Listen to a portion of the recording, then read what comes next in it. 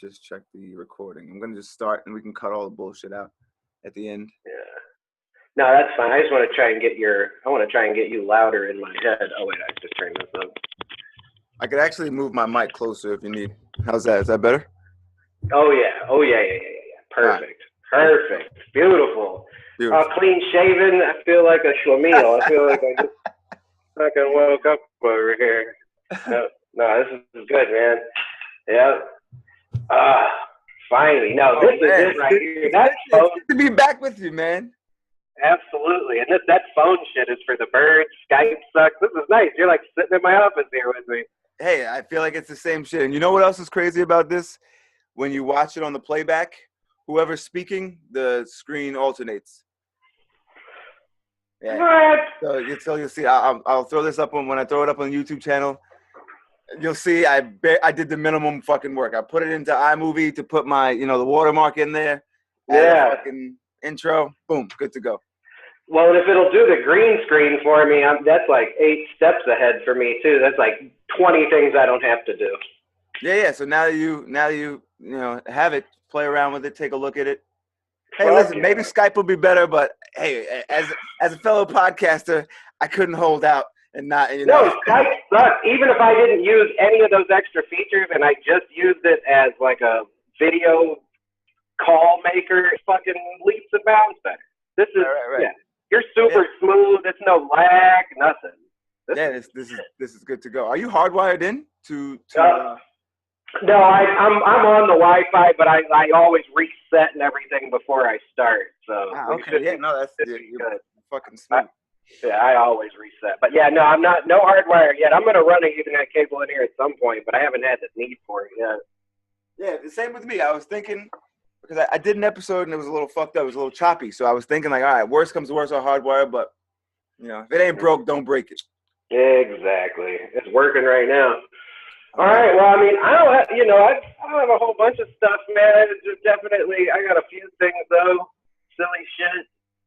Back over on some of the other things you've been doing. I may just tell you on the podcast, but that stuff with your boy, that Gunsmoke Cat, that is like, that's the move. Like that's the deal. Like if you don't have a guest, you guys just chopping it up is solid. Very listenable. Nah, I appreciate that, man. I'm trying to find some direction in this podcast game. I feel like I'm over guests. I like it. It helps me like hone my interview skills, I guess. But it's not. I don't know. It's not the same as just sitting and chopping it up with a friend who you actually enjoy talking to. I feel like personally, I get the most out of it. And at the end of it all, it is about us. So you gotta. Yeah. The conversations are going to be better. It's always better to be in the same room with somebody. Right. Everything about it is perfect. And he's funny, too. I mean, oh, yeah, he's the man. Like I said, we did security together. That's a good move. For 2 years and just talk shit every day. Right. We probably had 1,000 episodes where we just, you don't know what you don't know. But, yeah, man, I have here, I don't have too much. The gray area episode. What I wanted for this episode was whatever topic we talk about. Oh, God damn it. Now I'm getting choppy. Hold on. This is me. Hold on. We're fixing it right now. Hold on 1 second. Give me 1 second.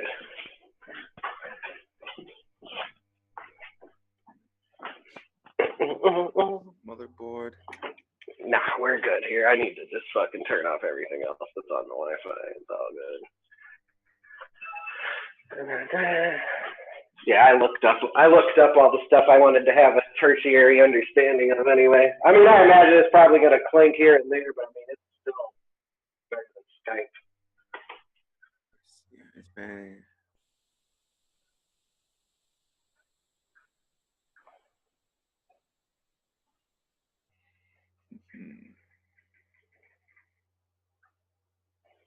Okay. All right, we should be good to go. You good on your end?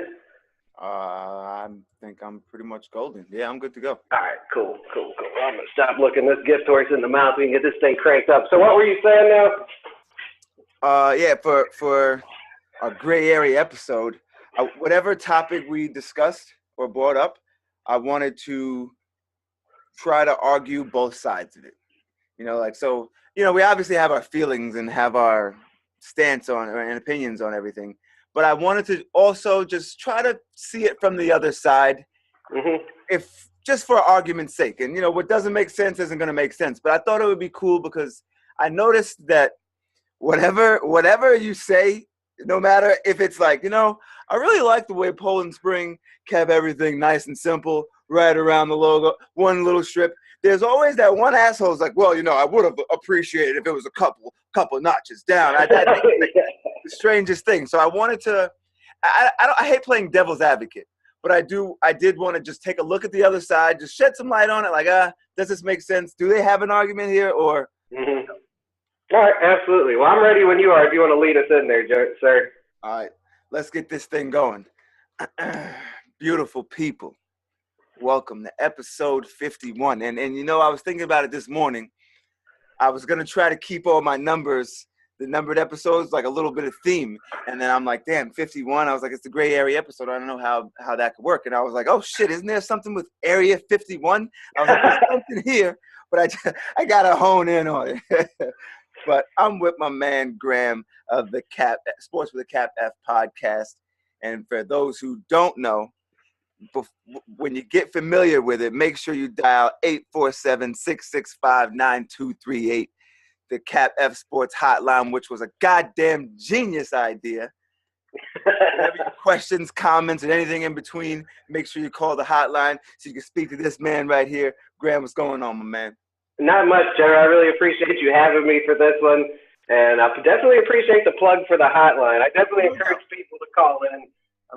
You know, if you see me on Twitter being an asshole, you actually have a phone number you could call. And you're like, let me tell you something, you son of a bitch. But, you know, whatever you want to do, if you're having a day, I'm really looking for people to call in with traffic reports. But enough about my podcast. I'm happy to be here, sir. I'm looking forward to this. Absolutely. And we were just talking before things got rolling. I was saying, like, you know, I like to let my listeners in on everything. I don't give a fuck. But that I wanted to, like, slow down with guests a little bit, you know, and I wanted, like, when you come on the podcast, I noticed that I get a great response. You know what I'm saying? People like what we have to offer. So I wanted to just kind of trim the fat and keep my core peers. I don't know if that's a thing, but it just rolled off. Keep my core guys that I like talking to and like interacting with, and keep them around going forward. So it's always a pleasure. A family of the show, more than friend. You are here, and you definitely got to get me one of those Cap F Sports T-shirts. I got to get one of those. Yeah, no, actually, right now the Cap F Sports T-shirts are very exclusive. There are one that was made by Griff's old lady, one of my co-hosts, and she made one.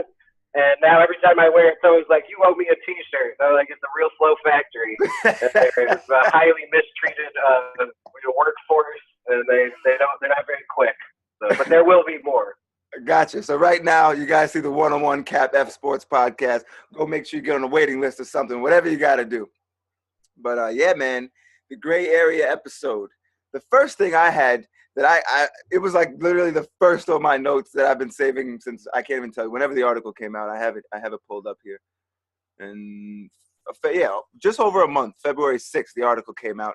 Pornhub was banning the AI-generated porn videos, the deep fake videos. Have you heard about that? I think I'm familiar with that. There was they were using computers to overlay the images of celebrities on porn stars, but like super realistic, like Black Mirror level realistically. Right. When I saw that, that was like one of the scariest things I had ever seen. And for the sake of Pornhub, you know, if you want to put Kim Kardashian's face on some model's body, you know, I'm not mad at that. Go for it. Knock yourself out. But like you said, the way this thing was so realistic, I was like, what the fuck? I'm like, wait, that's not her? Like, yeah. I'm looking at this thing like, and I stopped for a second. I'm like, see, Pornhub's doing a good job taking these deep fake videos off because it just is creepy just to, you know, to put a label on it. But I started to think, I'm like, damn, you know, what happens if this was like a fucking 7-Eleven robbery video? There's not going to be that much You know, like we know this is not Kim Kardashian, but I'm like, now what if like someone put my face on a bank robbery video and you see me running out? Who the fuck's gonna take my word for it? Yeah, exactly. What level of scrutiny is there gonna be if you were accused of something and there's video evidence of it and you're just you or I'm just me? They're like, oh, here's a video you know stabbing this old lady in an alley. Like, what's gonna stop them from how much scrutiny is gonna be on whether that video is real or not, or was generated by an artificial intelligence? Probably none. You know. Sure. And I'm telling you, I saw that, and I was wondering, like, damn, has technology gone too far? You know, it was funny when it's a meme and a little bit of a Photoshop job and whatever else, and you move on and it's harmless. But I'm like, now that we're to the point where we're creating actual videos with artificial intelligence, I'm like, I don't know. And I know that we've had our fair share of conspiracy theories, but I don't know. I don't know how you feel about it, but I'm afraid of where this thing is going. It's disconcerting, to say the least. I mean, it certainly seems unlikely that a regular civilian would be subjected to that level of cover-up, or, you know, but who knows what situation you may find yourself in. Speaking strictly from like a conspiracy theory standpoint, like, who knows what sort of situation you may find yourself in. You were in a crowd of people, they needed a fall guy for some sort of orchestrated terrorist attack, and they just put your face on the face of it. What? Like, what are you left with? What's your recourse? You can say, no, of course that wasn't me. But they could even pretend to track your cell phone to be standing at that spot. They could alter photographs of the event to include your face, mapped in realistic 3D, like it's Face Off or something. It's horrifying to consider the possibility. But to piggyback off what you said, though, about has technology gone too far, the answer is yes. And we're nowhere near this is the tip of the iceberg of the insane way people are going to be able to manipulate the actual way you perceive the world around you. You know, like the actual way you input information into your brain through your eyes. Like, eventually, you know, in my lifetime, these glasses will be able to present me an augmented reality. You know, glasses like this. And then what could they put in? Right. You know, and then if you're experiencing augmented reality, if law enforcement needed you to stop moving, how hard would it be for them to implant something in your eyes that makes you believe you're trapped in a brick room? And even worse and more insidious than law enforcement is the idea of advertising. Like, eventually your life will be like an augmented reality acid trip complete with ads from Pepsi. You know? That scares me way more than the police. The idea of just like waking up in the morning, they're like, why don't you have some Minute Maid? I'm like, get the fuck out of my house! Ad block! Like, you know, you're like, oh, damn, I could have sworn that was Tropicana, but, you know, they kind of adjusted like those Google ads, and it just is what it is. No, because we're already definitely there. I mean, if you're online, if you're carrying around a cell phone, that's sort of one of the things that kills me about conspiracy theorists. They talk about camera bees and people following you around. We're all out here voluntarily tracking ourselves, telling people what we like, taking pictures of ourselves. Like, this is what my living room looks like. These are my kids, you know. Like, the government doesn't need to follow you around anymore. We're all just volunteering all that information. And, you know, that's actually, I think about that every time I agree to terms and conditions. Because you'd have to be a fucking high-powered attorney to understand all that shit anyway. It's 38 pages, and I'm like, look, man, I just want to sign up for Zoom. I don't know what. Yeah, you'd have to hire 2 paralegals to read that shit for you. No. So we could be agreeing to this shit. I don't know, but like you said, if everyone goes into their settings on their phone and you look at, I forget how to exactly find it, but it shows you, like, no, it can tell you your last 5 locations and everything you've done and every place you've been. So, you know, we're in it. And like you said, this is the tip of the iceberg, and that is the scary part. And some people out here just fucking, like, actively volunteering this information on, like, Facebook. They're like, oh, just checked in at this restaurant. I'm definitely not at my house, and here's all the people I'm with and what they look like. True. You know, I mean, from my standpoint, that's a bad idea, just like civilian to civilian. I don't want people like, oh, hey, Graham's over here with this group of people right now doing this. Like, why would that be anybody's business? I'm not that vain. I'm not interested in people being obsessed with where I'm at. And it's a bad idea. I say a lot of crazy shit. Like, people might be like, oh, is that where you're at? Okay. Yeah. You know? And the way the Google works, that you could literally take an image, plug it into a website, it'll tell you exactly where it is. Very scary. You know, so, and like we're down. I like being yeah, and then you probably have another app that'll tell you if there's anywhere to park. Yeah, true. I'm telling this. I don't know, man. I tell you, and to flip it for the other side of it, I don't really see the upside of creating this chaos other than for control. And I'm not going to say like the government's behind this. I don't mean that, because there's guys like me and you. We just want a podcast for fun, for the sake of the joke, for the sake of bringing people together and laughing. And absolutely.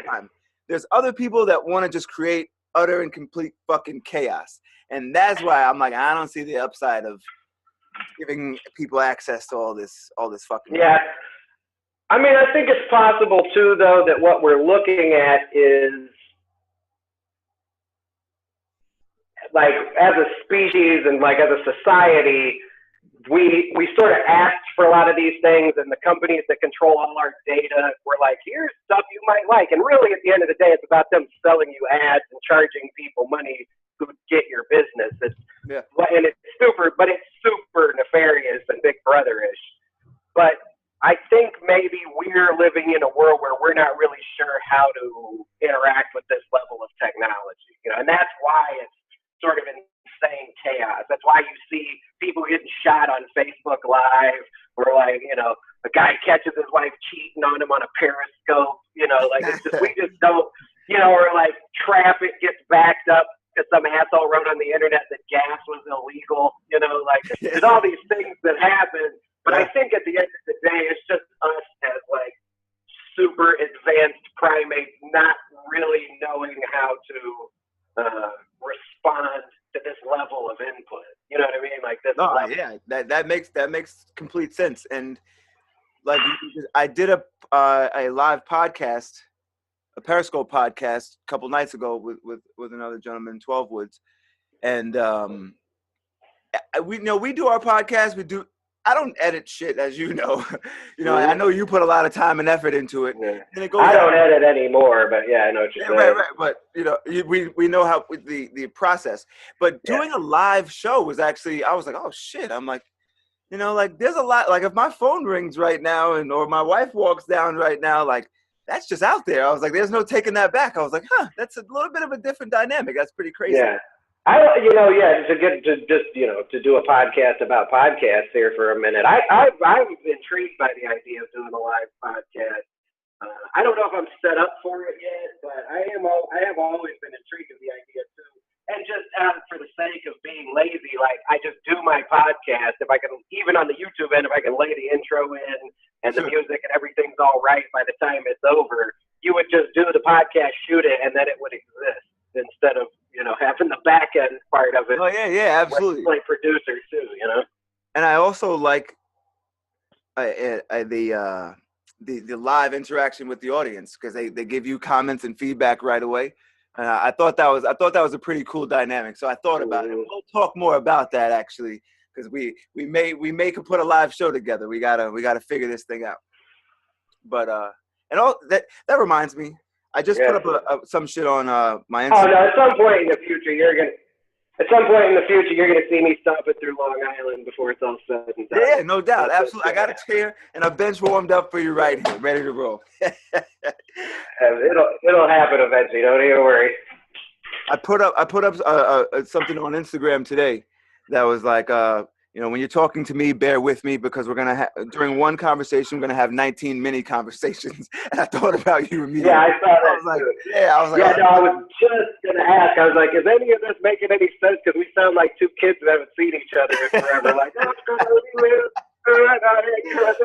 listen, man, that's hilarious. Listen, it all makes sense. It gets greater later. That's the whole purpose of the I Say That to Say This podcast. Because sometimes you got to tell a whole other story to make or another story makes sense.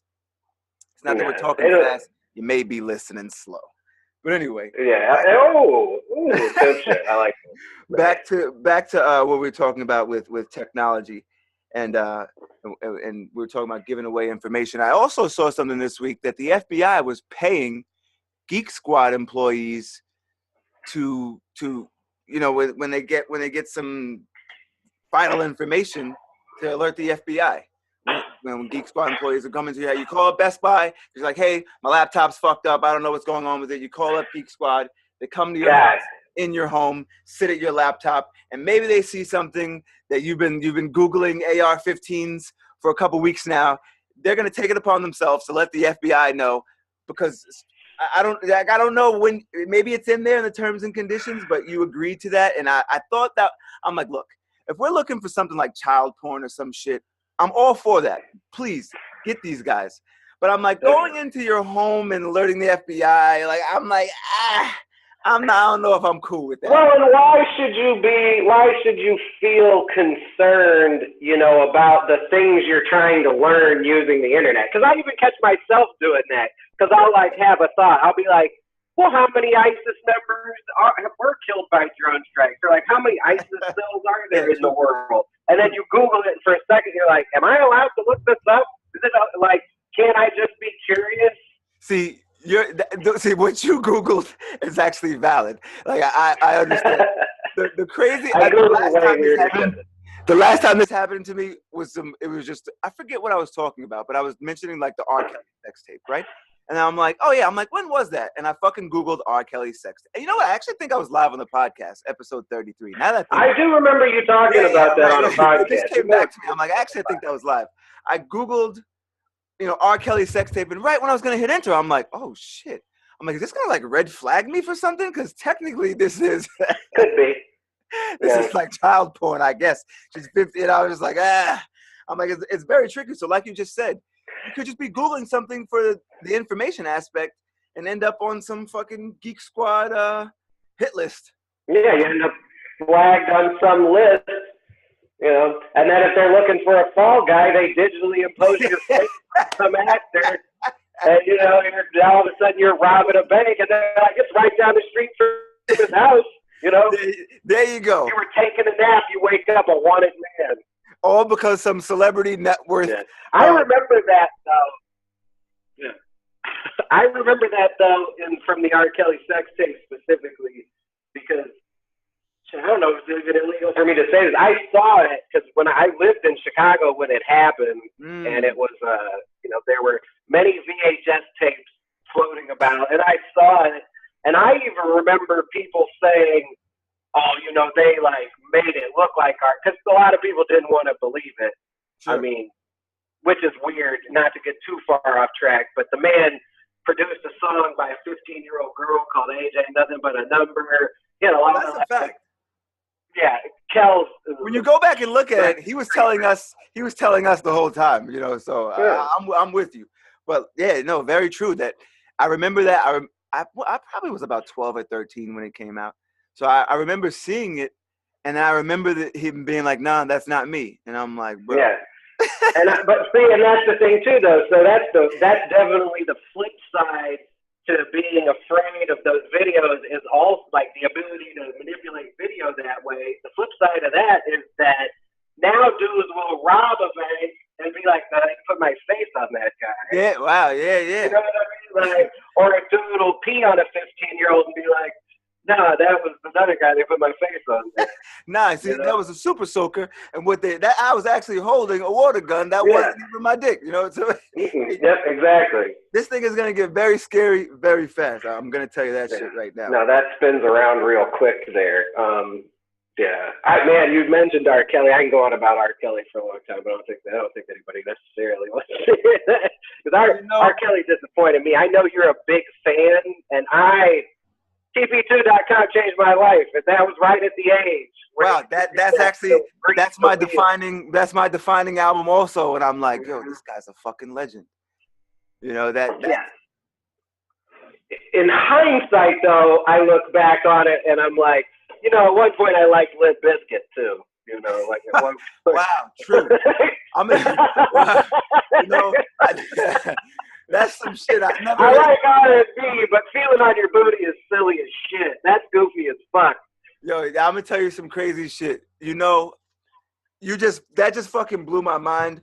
Maybe it's this OG Kush, I don't know, but it's crazy you just said that because it like feeling on your booty was straight to the point at 15. I'm like, yeah, he gets it. You know what I'm saying?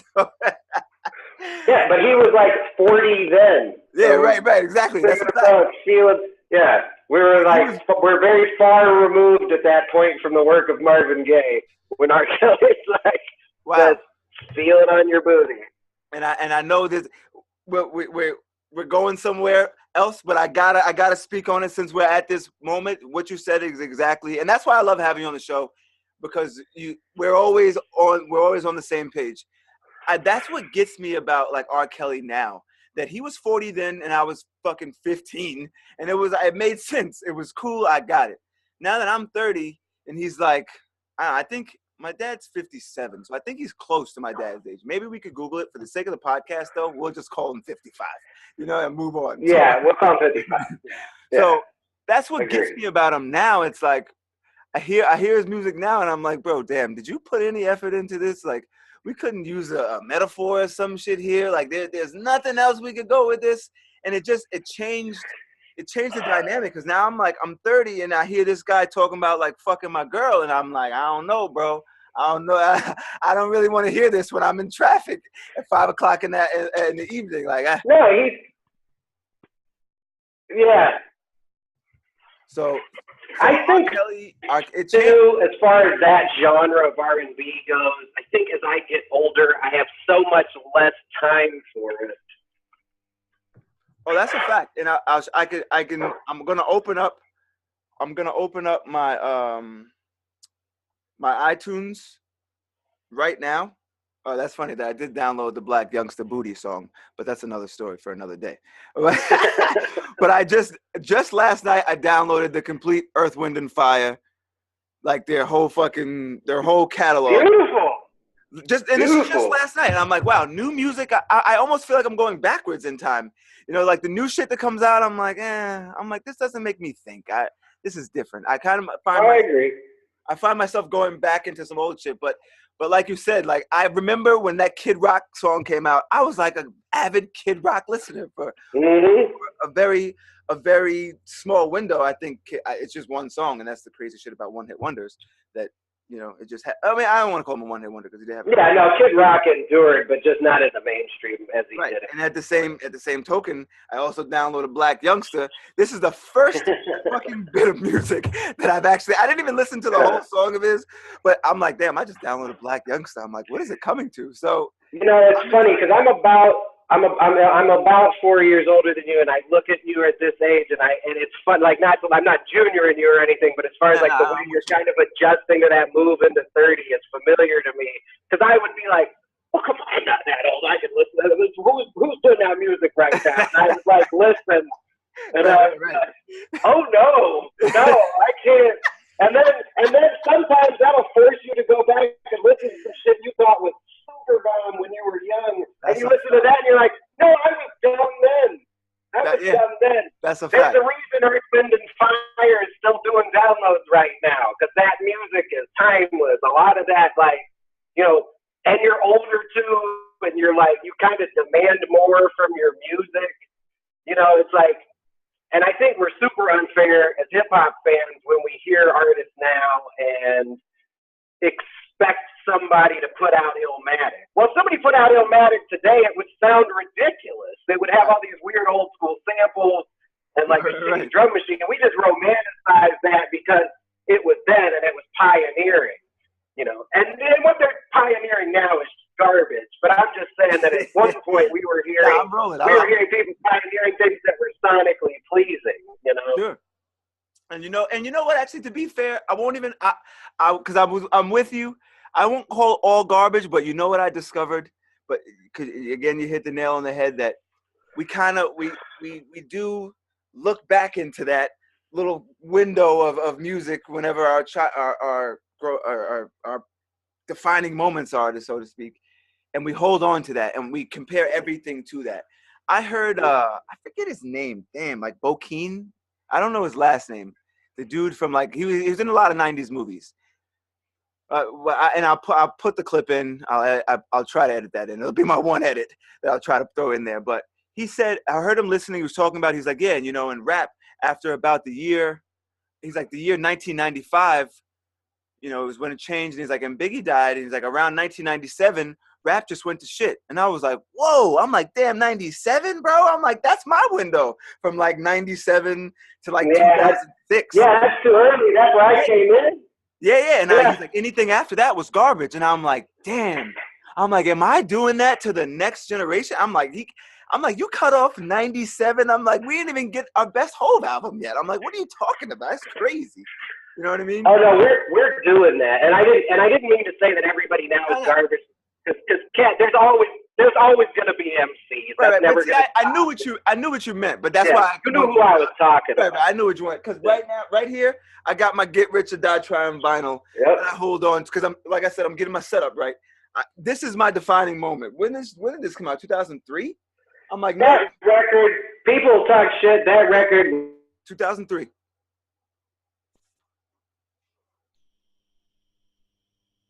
Was mind-bending. That record was, it changed everything. Eminem essentially like announced himself as the new Dre. There's so much going on with that record. 100%. But you know what? I don't know if you could play it in your car tomorrow and listen to the whole thing front to back all day like you used to. You know what I mean? And that's where it's tricky. That's where it's very tricky, because I look at it now and I don't know. You can't play it right straight through. I can't. I can pick and choose, and when it comes on my shuffle, you catch me in the right moment. I'm like, oh my God, this is my shit. This is crazy. Like, I couldn't even drive when I used to enjoy this song. But you can't. I don't go and want to sit in. I don't want to sit in the podcast studio and sit back and just play Get Rich or Die Trying. The dynamic change. You know what I mean? You would feel strange. Right. There was literally at the halfway point to my life right now. That was literally 15 years ago. I'm going to be 30 this year. There's so much has changed. You know what I mean? Like, even I was going to do a top 64 bracket, rapper bracket. And I'm like, damn, I'm like, a lot of this shit is dated. I'm like, I don't even 10 rappers. Yeah. Well, what do you compare it to? It's apples and oranges. And, just to walk backwards a little bit, when you said, like, oh, am I junior in the next generation about their music, like that candidate said music died and hip-hop died in 97, the answer to that question is yes, we are, and I don't think we can help it. I think it has something to do with, like, the way our brains have formed at this point, because I listened to a gentleman by the name of Lil Xan, right? Because everyone on the internet was like, oh, Lil Xan is trash. And T.I. was like, you're kicked out of rap. And I was like, well, how bad could this be?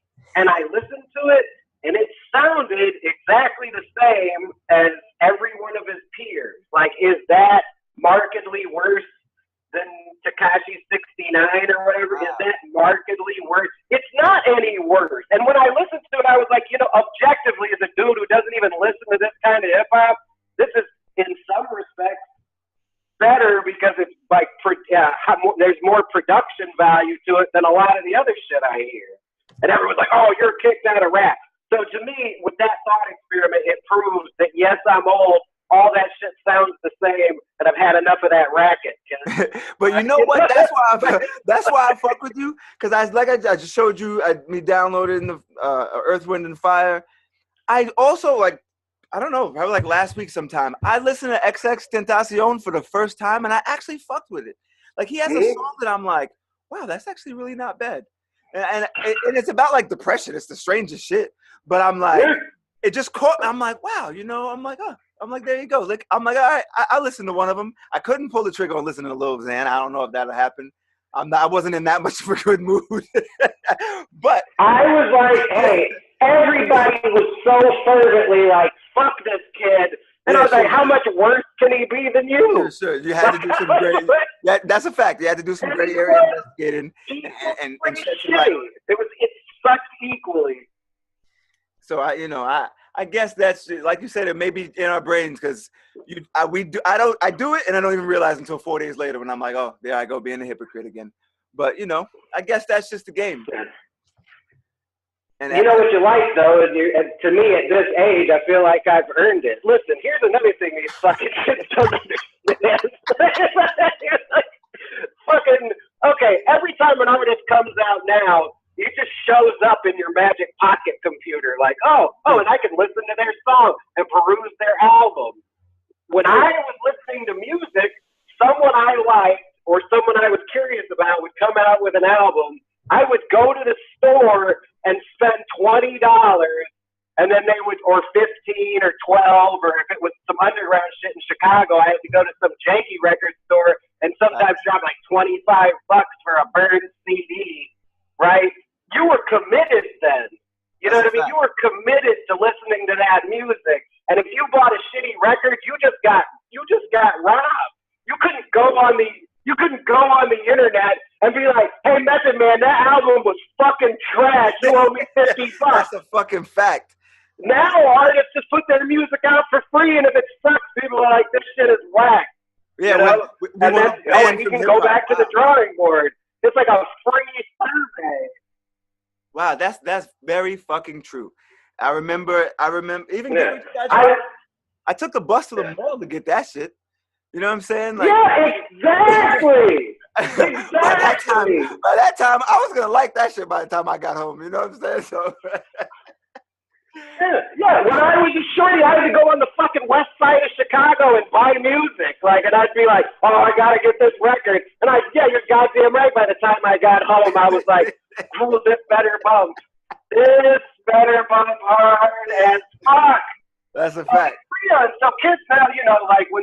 I think that's why it's so much easier to talk shit about artists now, because anybody who wants to make music can make it, Like, that even started when we got a little bit older, but, like, in the day, I had to live in a world where I was like, fuck, I bought Inspector Deck's new record. God damn it!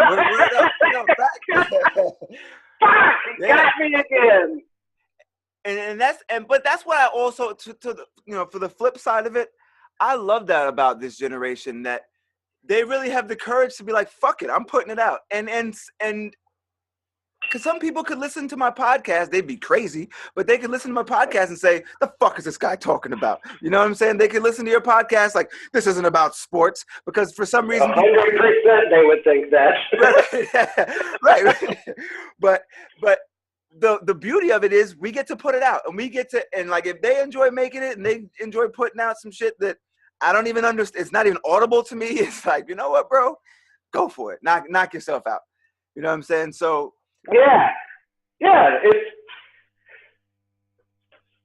I say that a lot about these kids, because I hear, like, I don't know, like you talked about with Lil Xan.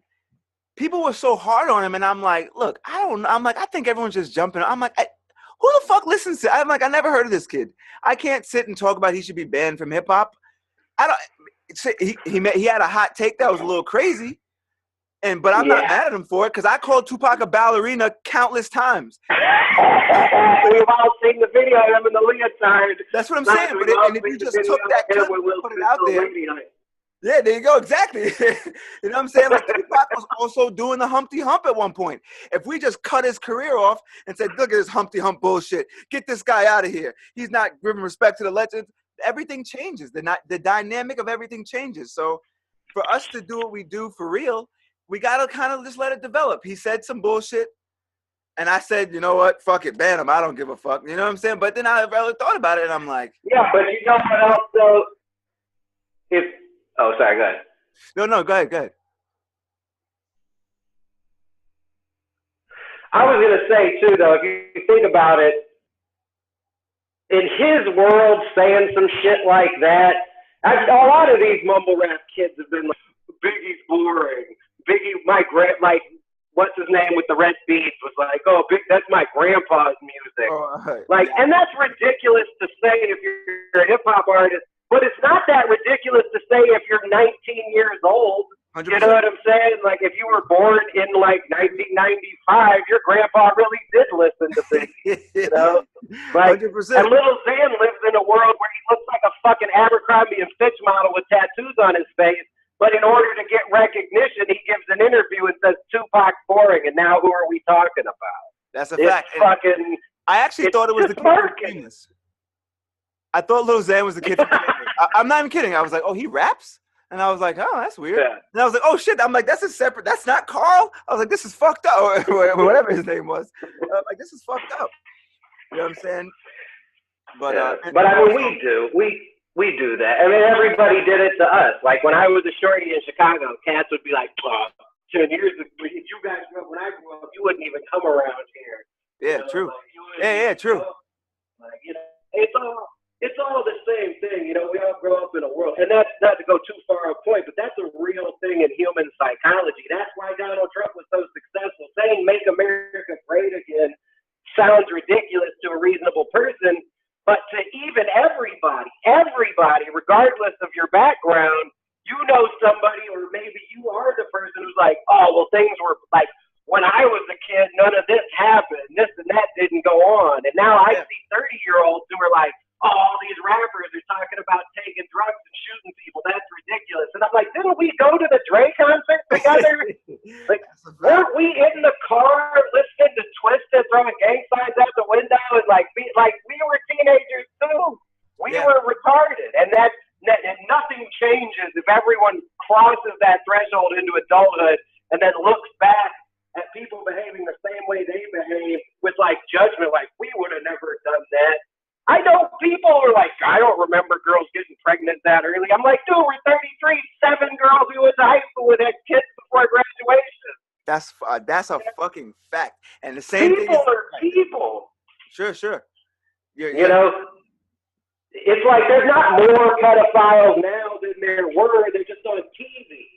You know what I'm saying? Yeah, and I say the same thing. Gay people than there used to be. They're just allowed to go outside without getting burned.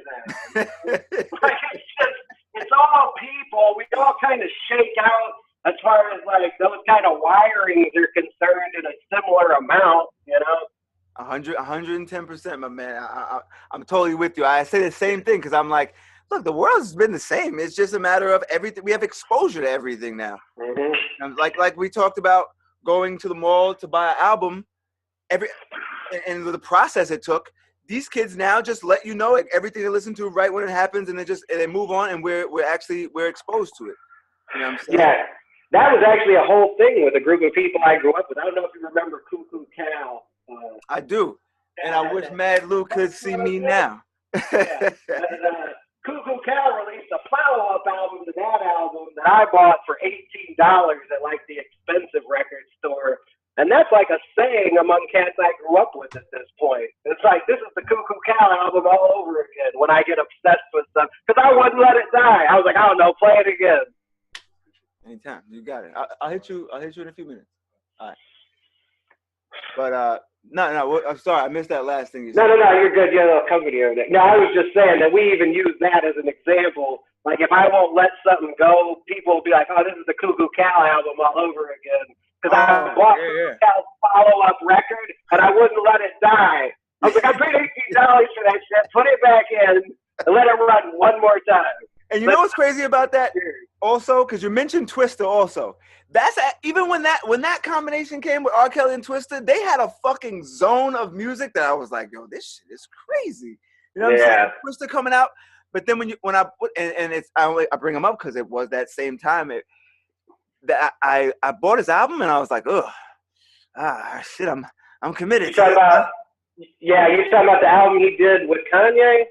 That Kamikaze, the one that had. Oh no! Listen, Kamikaze was severely underrated. Can I tell you a story about Kamikaze real quick? Please. While we're here. Okay. So growing up, I was a tremendous Twista fan. I had Adrenaline Rush on a cassette tape when I was in middle school. I was definitely the only kid in my neighborhood who had a Twista. That's a fact. So listen to it. And then I got a copy of Resurrection, which is actually his album before that nobody knows about outside of Chicago. And he rapped real slow on that. It was sort of more of like a Naughty by Nature Nature kind of flow. That was when he had beef with Naughty by Nature. A lot of people don't know the twist that Naughty by Nature had. I can't even imagine. Point. I'm still stuck on him rapping. And then, so he made. Yeah. Oh, yeah. No. Yeah. That's crazy. I can't even imagine. That's crazy. That I didn't have where he wore like. No, there was an album before that where Twista wore like a dashiki and had a peace sign logo thing. He looked like whoever that Arrested Development at one point. Yeah, that's a real thing. Yeah, that's crazy. I got to go check that out. We're going deep here, goddammit. I know about these things. Nah, I see it. I fuck with that. So after Adrenaline Rush came out, he did a record called Speed Not Mobsters with the two guys who were in his crew. And it's phenomenal, all produced by Legendary Tracks. It's great. And on the inside liner note of that album that I think came out in 2000, maybe 2001, it was like Twista Kamikaze coming 2003. And then it got pushed back. And then it got pushed back. So by the time Kamikaze came out, I had been waiting about 10 years for that album. Wow. And it had 2 good songs on it. Like, it had 2. If you listen to Adrenaline Rush and then be like, what do you think this dude would have done 10 years later with a follow-up? Because Adrenaline Rush is phenomenal, front to back. It never slows down. You know what? I think I just mixed the two up. That's why when I say it wasn't Kamikaze, because I did have it right the first time. It wasn't Kamikaze was underrated. Adrenaline Rush was underrated. And that's why I say I was right there with you. I mean, I didn't know about the other shit. I got to go listen to early Twister, and then that's why I say when Kamikaze came out, it was Overnight Celebrity and was it Slow Jams, right? Or was that? Yes, Slow Jams, and then exactly. That's the point. That when I listen to Twister, the whole shit, I was like, bruh, like, yeah,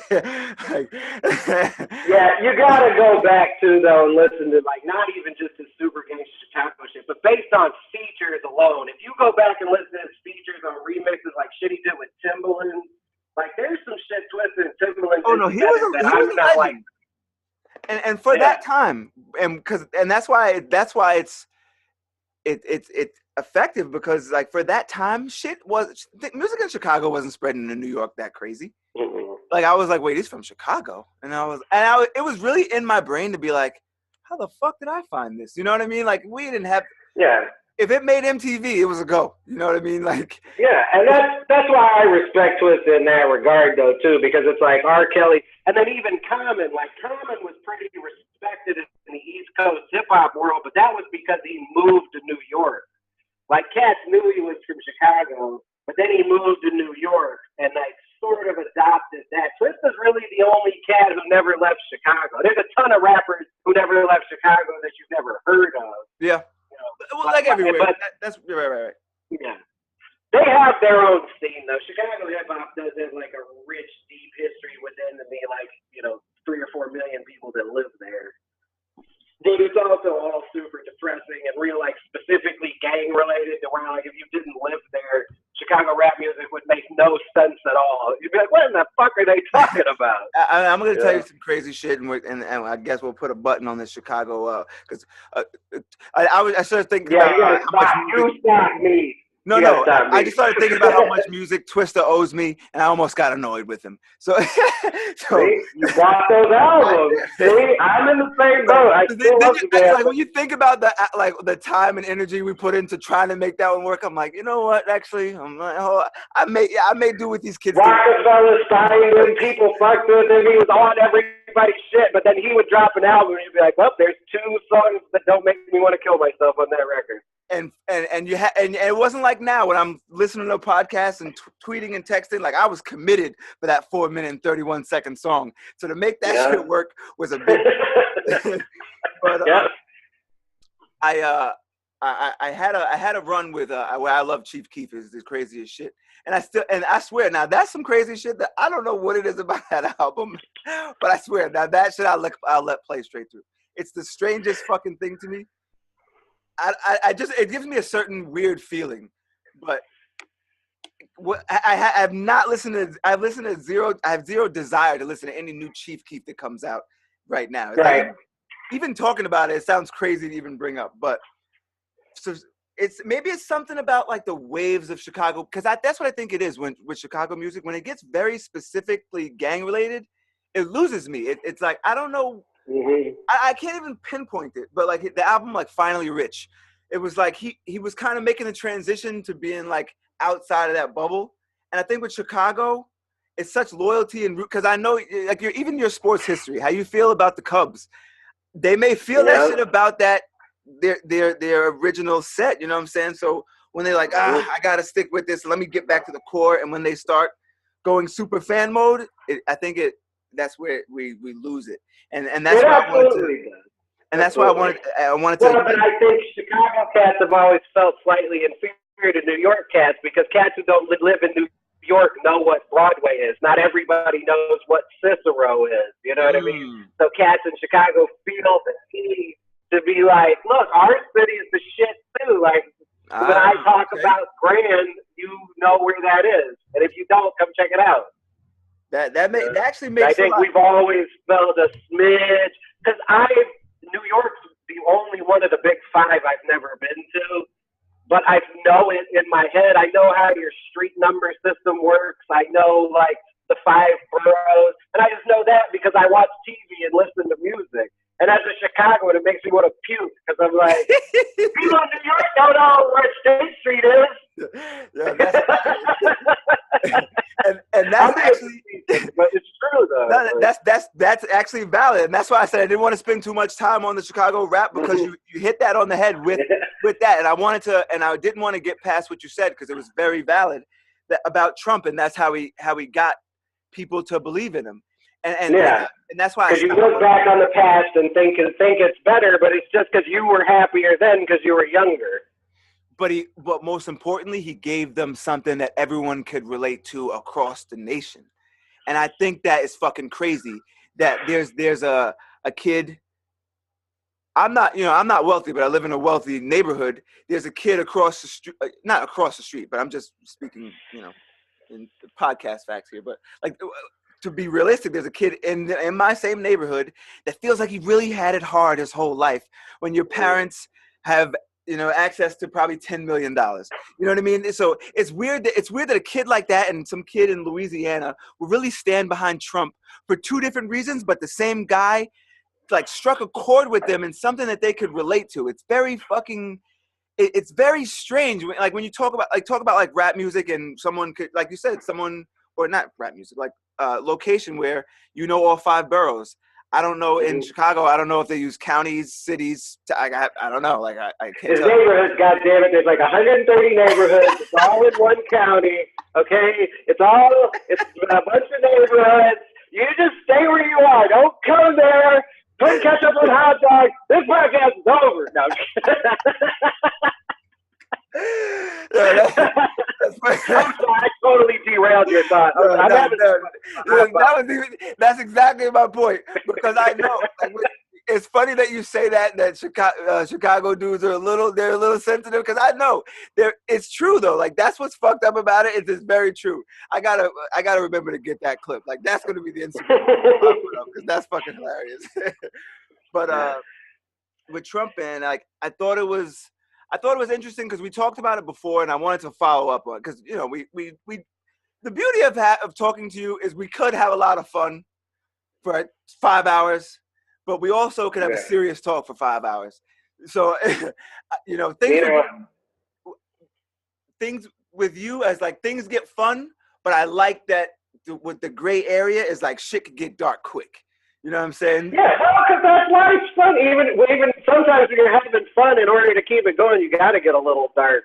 You kind of have to laugh at your situation. And now that I say it, I'm gonna ask you this because I've never asked you that, but is it you also like the way I am on my podcast? It keeps me from fucking dealing with the harsh realities of life. Like I almost have to tell a joke because if you left it up to me, it's fucking depressing what's happening. Bro, that's how I live my life, and that's like a huge part. It's something I admire in your podcast because you're willing to like dive into those waters. But it's part of the reason why on my podcast I don't really like to talk about like pop culture issues. I don't really like to talk about news that everyone's talking about, because it's often just like a huge bummer, and people are getting that everywhere. Even when I talk about sports, I like to find something that's like a little off kilter to offer you, because you can turn on ESPN and watch a bunch of dudes in suits act like they're talking about the war in Syria when they're talking about a whole bunch of millionaires playing a children's game against each other for 2 hours. You know what I mean? Like it's very important to see the world that way. I wake up every day in my own life and I'm like, okay, I got to take care of my daughter. I got to go to work.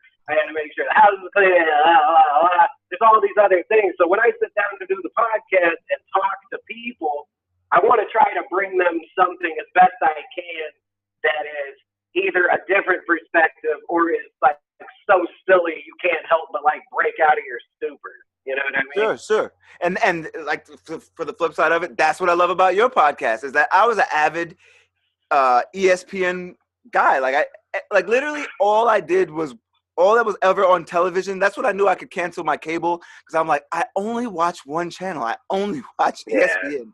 You know what I'm saying? So and when you stop, you don't miss it.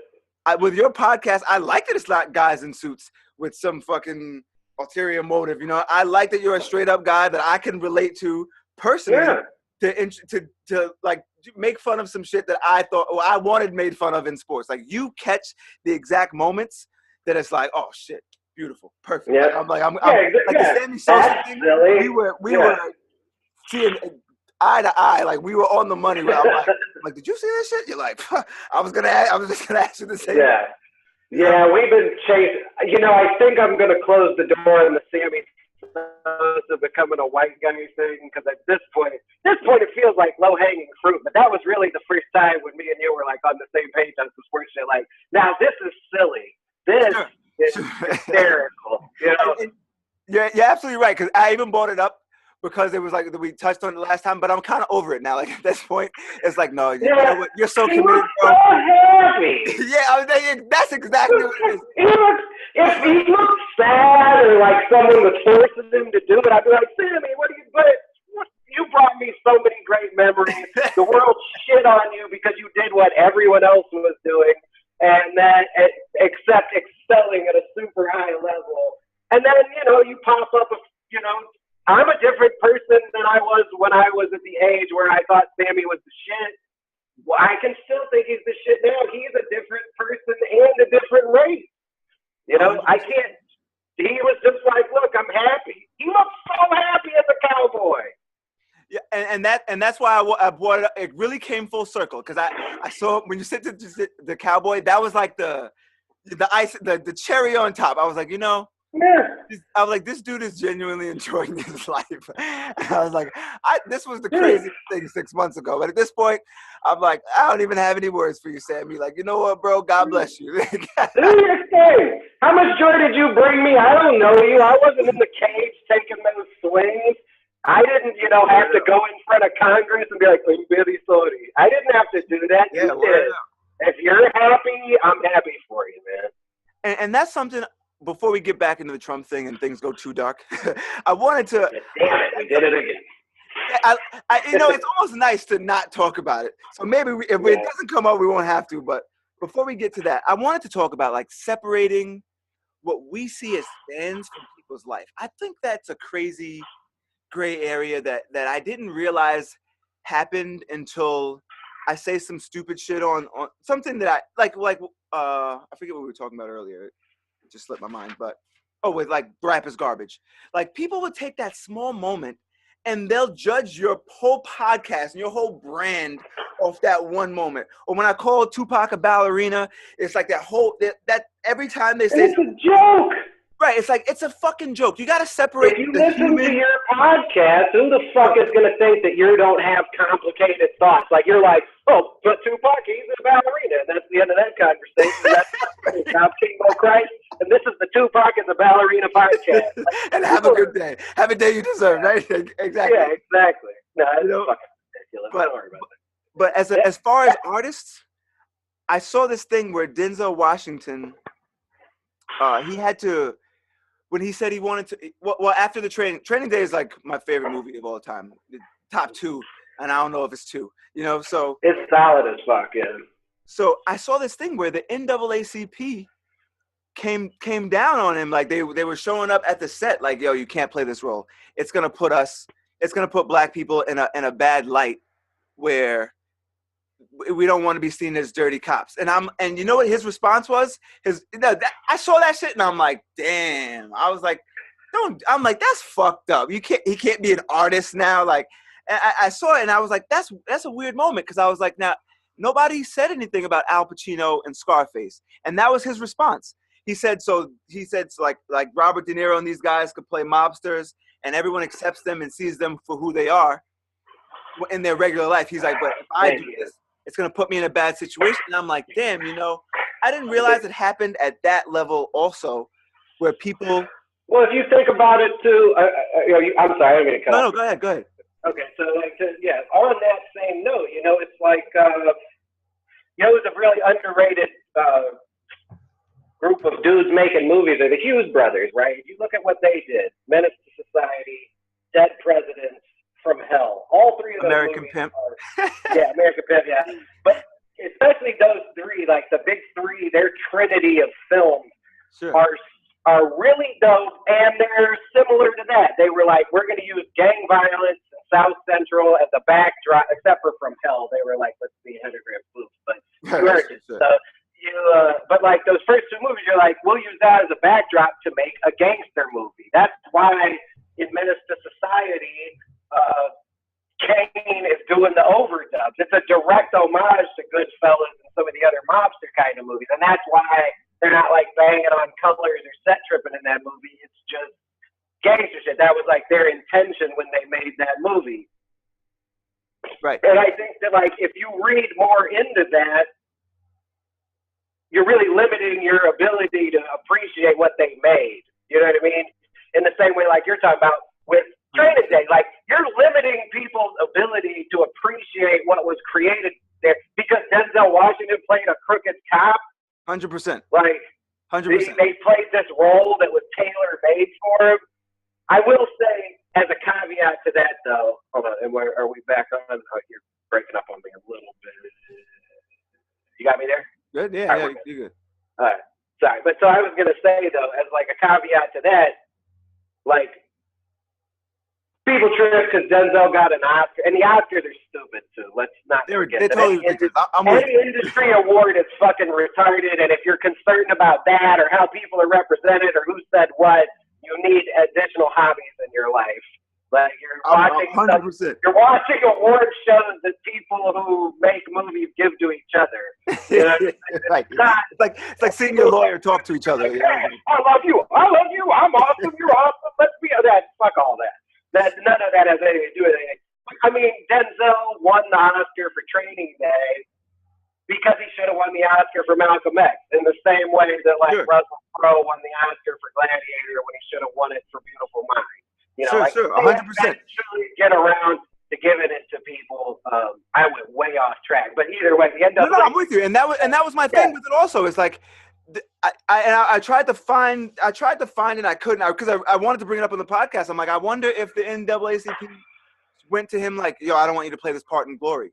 You know what I mean? Like I was like, you gotta look at both sides of it. I looked at him as I respect him as an artist, and I obviously fucking get. Yeah, or Glory. He could have won an Academy Award for Glory too easy. Yeah, sorry. I think he got, and I don't care, like, because I'm totally with you. I don't care about that, the award. Yeah. I think he got something for that, like an Oscar or some shit. I don't know. He's been recognized. Who the fuck sees Denzel Washington is like, that guy's a hack. Right. You know what I'm saying? No, he's like, that guy. He always plays the same guy. Yeah, no, it's not that. 100%. Like, you know what I'm saying? And you know, I was gonna bring up the because with that same idea of things. Yeah, so in his head though, when the NAACP showed up, he's like, "You do realize I played Malcolm X, didn't get an award. I'm making less money because of that. This is a gimme. Like I'm just gonna be like me on steroids and definitely. What the fuck are you doing here? 100%. Like." Why are you on my set? Like, what do you mean? I'm in here like slapping this white boy around and feeding him heroin or whatever. Like, what's wrong with what I'm doing here. Sir, didn't know you like to get wet though. You know? Yeah. I got 8 of the most popular Hispanic characters in acting sitting around the table. I'm doing fine here. We're doing okay. And the people trip. Can I segue into this Bruno Mars thing for a minute? Please. Is that okay? Please. I know I'm trying to sound like Alex Jones. But, nah, I'm rolling. So and I'm going to tell you, I didn't really look into it. So what you're telling me, it will be the first time I give my opinion on it. I didn't tweet about it. I wanted to, but I didn't know enough. So I did, and I deleted my tweet because talking about these things is retarded and only gives air to things that should be suffocated. But you're a man of the people. Entitled to her opinion, I don't know who she is. Apparently, she's somebody because it's been like widely broadcast. But she is sitting at the end of a table, clearly having like a discussion about identity politics or something with this big group of people, and she says she hates Bruno Mars because he's a cultural appropriator and that his music is helping whitewash the originators of funk, and that what she said was Bobby Brown didn't win an Album of the Year award, but Bruno Mars did. And I think that every word that came out of her mouth was ridiculous. And I can appreciate it's like you talked about with Trump, sure. Like part of what was appealing to Trump, to the guy across the street from you and the kid in Louisiana, was that someone was coming on TV and telling them they were a victim, right? Sure. And it's very important to people, or it's at least very attractive to people to be like, I'm a victim. The problem I have with that is there is a shitload of people who really are victims of things, and there's entire races of people who are being victimized by things. But when you co-opt that to be like, I hate Bruno Mars because he's funky as fuck, I feel like you're exploiting people who actually require attention, like people who live in neighborhoods in Chicago where, so how the fuck are all these automatic Glocks flooding this neighborhood? Like, why do kids living in Tennessee, like, why is this chemical plant just like pouring poison into their water? Like they're growing with arms growing out of their eyes. But I see a young, attractive woman on the internet with this huge following being like, Bruno Mars is responsible for all the socioeconomic problems in the Western world because he's funky as fuck. Bruno Mars is a bad motherfucker. And listen, it took me a long time to realize that. And what that young lady's life experiences have failed to teach her, her lack of traveling the world, is that bad motherfuckers come in all shapes and colors. Talent is sneaky as shit. And I'm not discounting the fact that, like, there have been a lot of times where people were exploited by the music industry. And in the 50s and 60s, it was directly a racial thing. But Berry Gordy came out, he was like, look, I'll just exploit my own people. And so we sort of, in some respects, like, leveled the playing field there. Like, now you could be any colored person and steal music from people. Like, the music industry in that respect has always been very dynamic and weird. But Bruno Mars is not responsible for any of that. And calling Bruno Mars a cultural appropriator, to me, says you need to get funkier. If you believe that, you need to tighten it up. Because I don't think there's a funk act out there that's better than Bruno Mars that's not getting any shine because of him. And when you mentioned it, I actually there's like the clip is like exactly 2 minutes and 9 seconds, and I'm looking for it now. But the reason I didn't watch it was because of that. It was like, look, man, I'm like, Bruno Mars isn't out on the street on Instagram, standing on fucking Compton blocks wearing gold chains, throwing up gang signs. He's giving us that 90s feel of music. I'm like, if he's you got us some 60s, 70s shit, bro. He's going Parliament on motherfuckers too. Like, yeah, he's bad. Like, that's what I'm saying. He's giving us a genre that hasn't been produced in years. And I really looked at it and I'm like, if he was, and I'm telling you, if he was doing anything else, that's the reason that the whole thing didn't have an argument to me. Because like, if he was doing anything else, if it was in his real life, maybe I would be open to that. I'm like, but this is just music. I was like, Right. what? No. I was like, go find a fucking rapper that talks about sipping lean and fucking taking Xans and all that other shit, and go get him, because what he's doing is destroy. Like when Future talks about perks and Molly and Percocet at the same time, I'm like, no, go get him, because these kids are trying that. Yeah. Like, Bruno Mars is just he's just fucking around with music. And you know who? I'm telling you too. Who's kicking that funky shit right now? People need the funk. I'm a strong believer in people need the funk. No, that's a fact. I will go over here and pull out my Parliament vinyls and put them on your podcast. Like, people need the funk. So you must have it. And I didn't like Bruno Mars when he first came out because he was a pop artist. I didn't hate him. I was just like, that guy's not making music for me. I don't want to hear that. I'm gonna tell you the other shit of it, that I liked him more then. Like, I like him less now, even though he's bringing the funk. I get it, because I just respect him as an artist. I can't say, oh, he's not making music I like, fuck him. I can't do that. Yeah, and even if it's not my cup of tea, you won't like the music. Because a lot of people make music where I'm like, man, that is quality. It's not I don't want to listen to it, but that's put together well. You know what I mean? And I think that video is super unfair, because it's basically, her argument is like, music should somehow be, I feel like she's arguing that you should listen to subpar music if it's made by somebody with the same melanin count as you for that specific reason. And that's silly as hell. And see, that's the crazy shit that I try not to, like, you can't, because it's both sides of it. That it's just like, look, I get what you're saying, and you're not far off, but like not Bruno Mars. Like, so there's something there. I'm not. Right.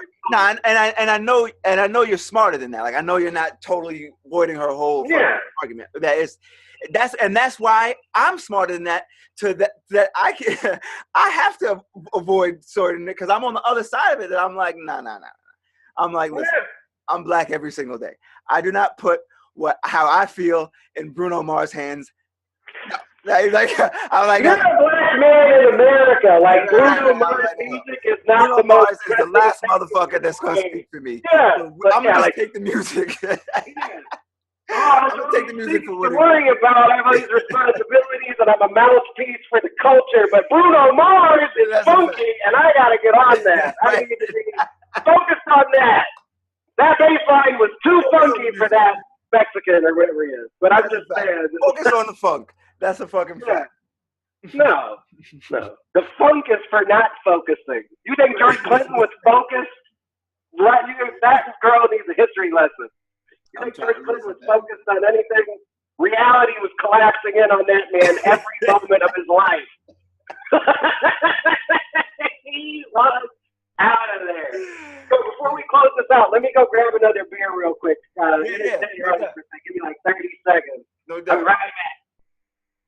Actually, you probably can still hear me because I got my case on. See, and normally I would, for the listeners, I would pause this, but if you listen back, I forget, like the early 30s, the Him Downstairs episode, that's where the audio got fucked up. And it was long ago, because we're at episode 51 now. But just want to let you know that things are the way they are through past experience. And what I can bring about this podcast is taking everyday situations and making them relate to people like me, people like you, people like Graham from the Cap F Sports Podcast. You know, people that have a job. You know, people that have a family. You know, we're not just internet people just going crazy. All we do is speak from life experience, and that's why with situations like Bruno Mars, I don't necessarily have to Google and play the whole clip exactly what happened, but no, we could take the overall message from that and how people felt about it, and really sit it on a table, dissect it, sit on it, and then and right before we get rid of it, make a fucking joke out of it and move on. And that's what we do. So make sure you go subscribe. First of all, go subscribe to both of our YouTube channels. YouTube is very important. I feel like YouTube is our it's our own network. You know what I'm saying? Like, our future. Those are our TV stations. Yeah, no, that's a fact. Those are definitely our TV stations, you know, and that's where it's. And I'm over there, Kim Jong-un in the shit out of my channel. I create my own reality. I'm Doctor Who in this motherfucker. Go to my YouTube channel. We're going deep. God damn it. That's a fucking fact.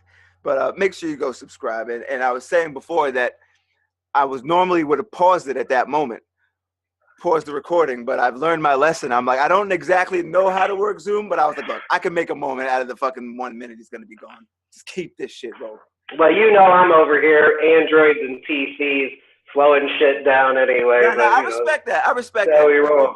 We're analog. You know what? The last podcast I did with the sad, she was on her MacBook. Her shit was fucked up. My shit was fucked up. Your PC, it holds it down. I got to tell you, like. It works. The Samsung is another story. That is like, I think that's crazy. But it doesn't work. But as far as the PC and you keep it basic, I fuck with that. Like you have an actual green screen behind you. I fuck with that. Me. Look, check this out. Look at my mixing board over here. Oh yeah, you kept it. Nah, I fuck with that. All analog over here. Yo, I have to tell you though also. You know? I have to tell you also, you inspired me to step my YouTube up. Just so you know, like so we're clear. I'm like, yo, he always gives a video. I'm like, you know what? That is very important. You know, I really thought I'm like, yeah, you know what? I gotta step my game up. And that's why I text you like in fucking 3 a.m. or some shit. Whenever I I'm on my vampire life shit. And I was like, yo, we gotta definitely step it up. So make sure you guys go subscribe to that. But yeah, absolutely. And to plug myself, you just type sports with a capital F into whatever you're using, and you will be exposed to some interesting things. And not to get too far off subject, but I did want to tell your listeners, because the sports thing sometimes turns people off, but it's just a jumping off point, or it gives me something to talk about when there's nothing going on. It's a podcast about sports. Half the time, but also way less than that. Because I do like I'm doing with Bo here. I like to just talk about what's going on. And that's a fact. And you know what you need that I just realized? To change the name of my podcast and start a different one? It's called the 1 Gram Arty. Ah! Oh, that's not real. I like that. God damn it. You need an asterisk. Yeah. Ooh. And that feeds kind of into the baseball thing. But right there, right at the sport, bing. That little subtle change should be in the title. That's what I mean. Like on the title, on the logo, bing, that little spice. And then everything's an asterisk. I love it. There you come on. It's gonna happen. The great episode prevails. I said, if I sit down with Graham, I'm gonna have a motherfucking breakthrough. No bullshit. That's it. And listen, man, I want to tell you, too, about the CapF Sports Hotline, where people can hit me up at 847-665-9238. I want to tell you, too, feel free to do that, because I jacked it from Theo Vaughn, who's like a very good comedian who has a podcast. I didn't really jack it, but I always wanted to do something like that. And then finally on his podcast, he was like, I got this hotline, and it's through Google Voice. And I was like, I didn't even know that was a thing. Yeah, no bullshit. When I saw that, that's why I should have a thing like that. You know, that's why I mentioned it, because when I saw that, I was like, God damn, that's genius. I was like, that is good. And I was like, why did I not think of that? Like, I was like, oh yeah, obviously, you know, like why would you? What is this email shit? No, fucking video yourself in for all I care. You know what I mean? I gotta link you up with my guy from Baltimore, Tony, though. And I think we're like several podcasts deep into this. His podcast is called Podcaviar. And I've definitely got to hook you guys up at some point to have a podcast together. He's real solid dude, and he's real fucking silly. And he just started his hotline. That's the ball dude? Yeah. Okay, I watched an episode with him. He's been on a couple of episodes. Yeah, right. Me and him made music back in the day. We were in the Air Force together. I've known that dude since like basic training, and we just both happened to end up in the same part of the world when it was all said and done. But he's a very creative cat too, man. I think you guys would get along. And I want to tell you something else about Zoom. Maybe you got to come down here, because coming down here, you can get on 2 podcasts. I'm gonna tell you some. Maybe you could try Acid. Never mind, I'm just kidding. No, sir. Ass is a little out of my league. Ass is a little out of my league, but I'll try Edible though. At your house. You should try it at your house in a very controlled environment. Don't fly down to Georgia and be like, oh, there's radioactive. I end up in Brazil or some shit. I don't know. Yeah, fuck that. Some other cool shit about Zoom is you could put a third person in here. So you could split the screen into 3. You can split the screen into 8 if you want. Yeah, free advertising for whoever Zoom is. Kingbo just put me on this. It's Skype, but it doesn't suck. That's the best way I can describe it. Because Skype does all that shit too, but you have to like code it in and call the NSA and ask if it's okay. But this is butter smooth. And I bought it. That's why I bought it up, because like, look, either we could fucking Skype it in and all get into one, or I'm going on my podcast tour a little bit this summer. So trust me, I can make my way down. We can make it happen. One day this is gonna be, because it's gotta be. We spend a weekend together. Content is gonna be the least.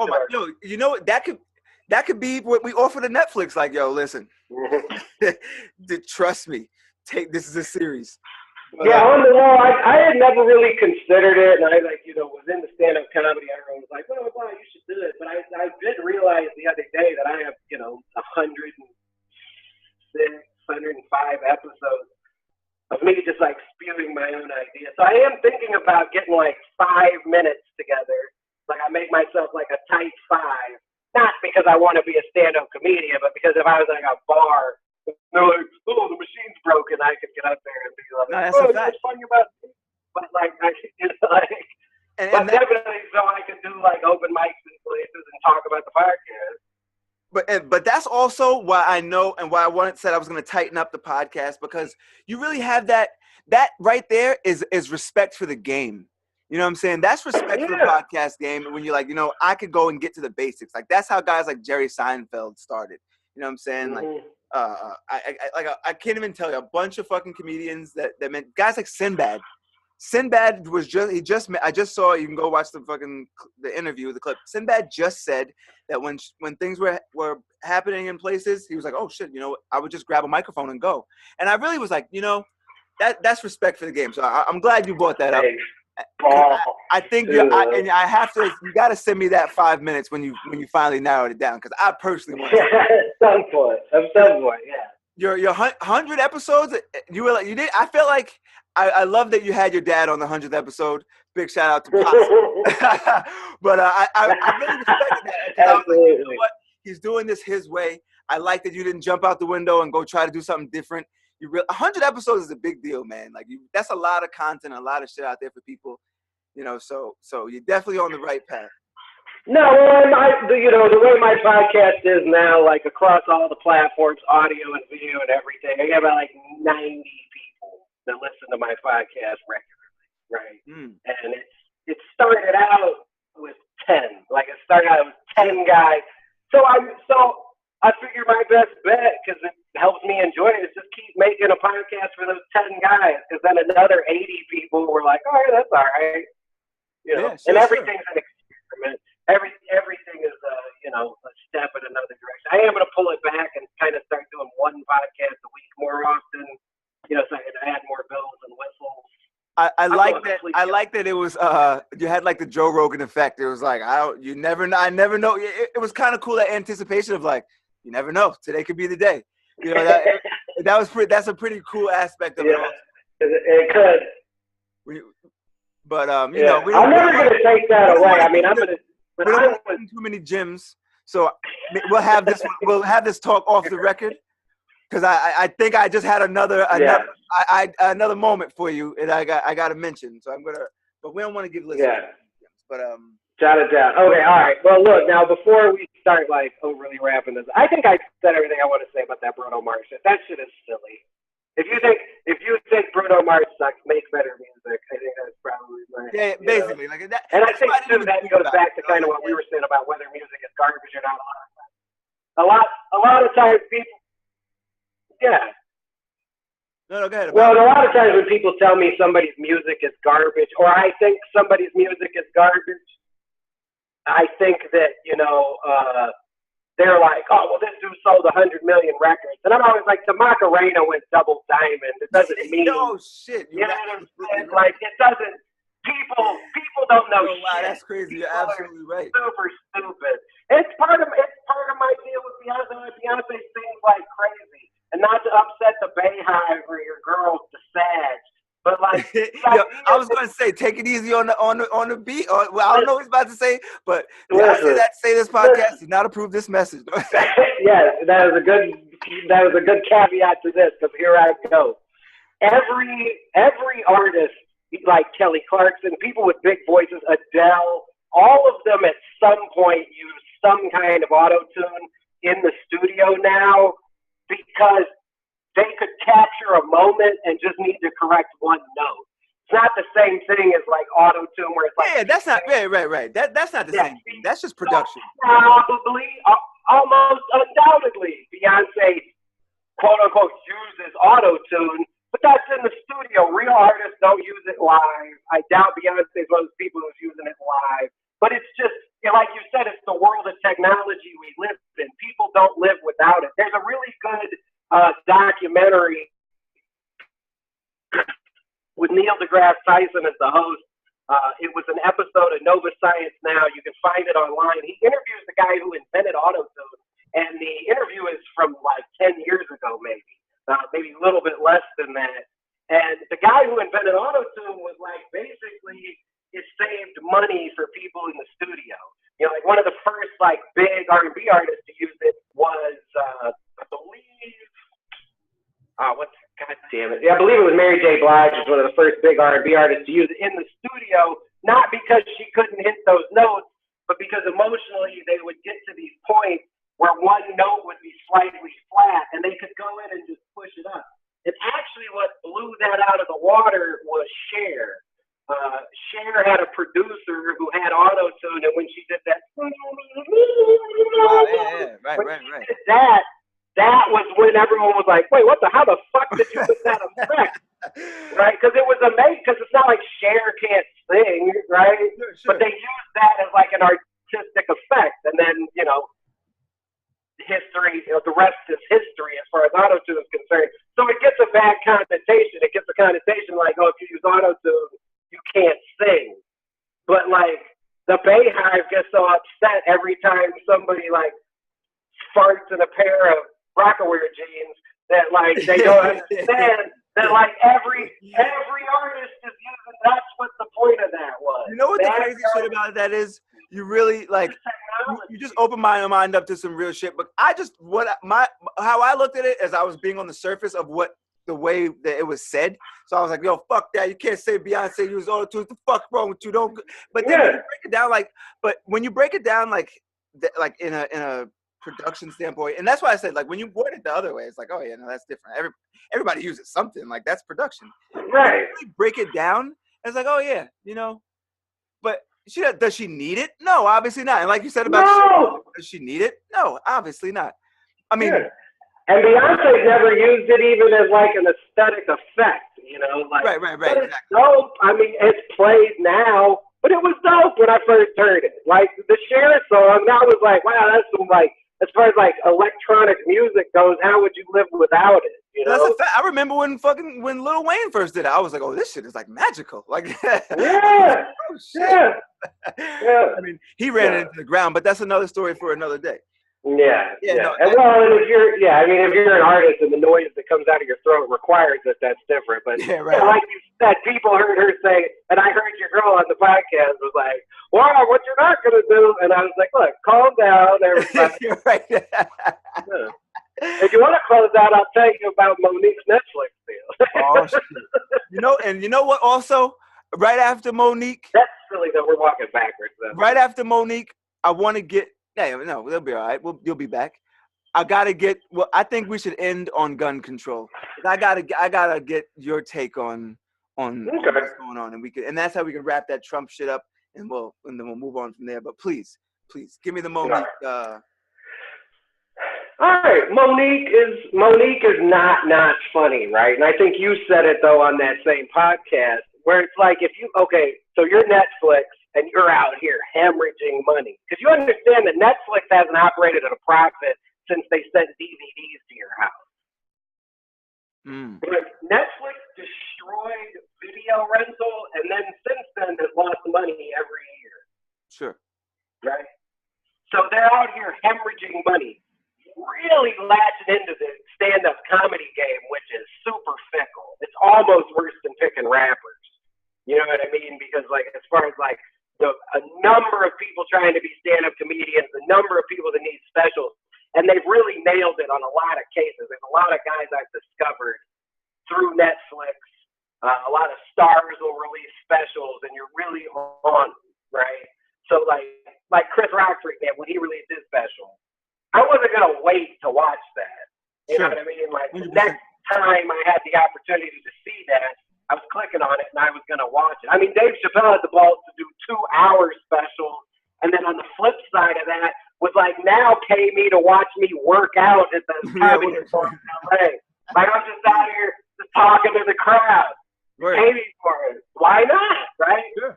Because you know you're going to click on it. And I don't give a fuck who it is.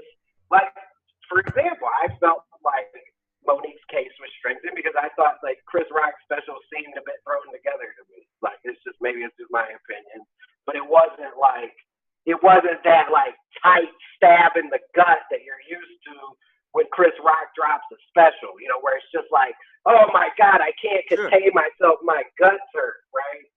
And I'm glad you said that. I'm glad you brought that up because I felt the same exact way. And that's why that's why when you brought it up, I'm like, no, let's hear it because we could have a real talk about it. And that was my thing with Monique. That it wasn't when Netflix I don't even know if Netflix would have recommended that for me to keep it a ban, but if Netflix did recommend it, it wouldn't have been like, oh shit, I gotta see this. It wouldn't have been like that. With Chris Rock, when I saw that shit, I was like, oh shit, I'll play immediately. Yep. You know what I mean? And I really sure I had the time set aside. I was sufficiently lubricated. I was, you know what I'm saying? I was like really ready to lose my shit at a new Chris Rock special. But, you know, the man's going through a divorce. He's got to get money quickly. He used his name recognition, got a big check, dropped sort of a so-so. It was sort of the Capone album when Noriega was locked up. Like, it was like, damn.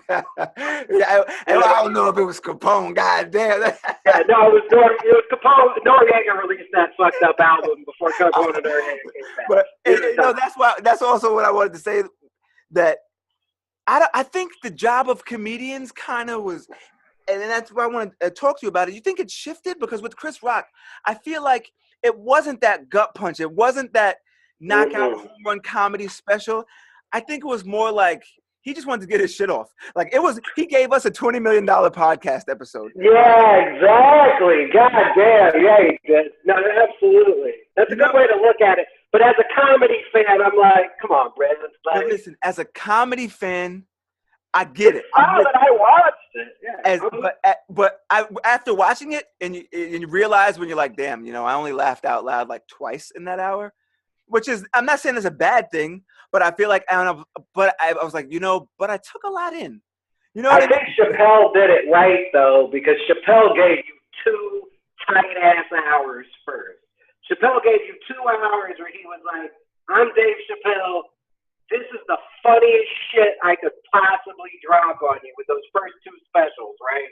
The first 2. 100%. Then he wrote it, and he was like, here's me working out. And I felt like his working out was better in a lot of respects than Chris Rock's theater hour.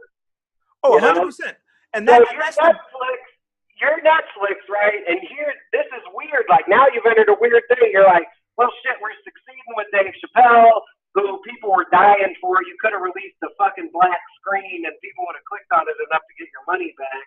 But you also just, he brought the fucking house down.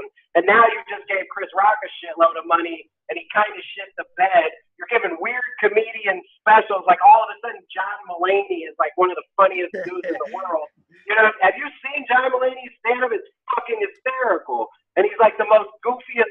He looks like the dude who's in your head when a Def Jam comedian's Like, and the legend came up to me and was like, no, that's a fact. like, like John Mulaney is like the Yeah, persona. that's a fact. That is dead on. He's one of the funniest dudes I've ever seen in my life. So Sure. you're dealing with this tumultuous thing, and Monique shows up in your office, and you're like, oh, God, how much money do we give Monique, right? Like, not that she's not her decorated thing and blah, blah, blah, blah, blah. I think what turned a lot of people off was she came out of the gate, and she was like, this is racial and gender bias, right. discrimination.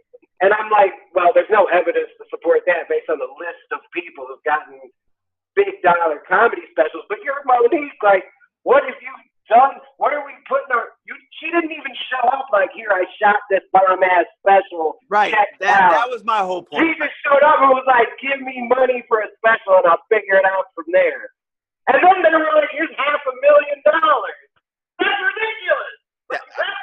I'm 100%. I'm with you, and also with the Sag I think I couldn't remember if I said it on the podcast, and I went back and listened to it, but I think I just went over it. But I wanted to bring it up again that, like, Chappelle did 1,500 shows, because it's not like he just came out of nowhere. It wasn't like he just came out of nowhere. So even if Dave Chappelle's been a stand-up comedian since the early 90s. And that's what I was going to say. Right. Even if he didn't. He made his money when he did Robin Hood Men in Tights. That was a Mel Brooks movie. That's the king of fucking silly. Mel Brooks is the king of funny ass silly shit. He did Blazing Saddles. The man is a genius, and he was like, this kid is funny as fuck. And he put him in Robin Hood Men in Tights.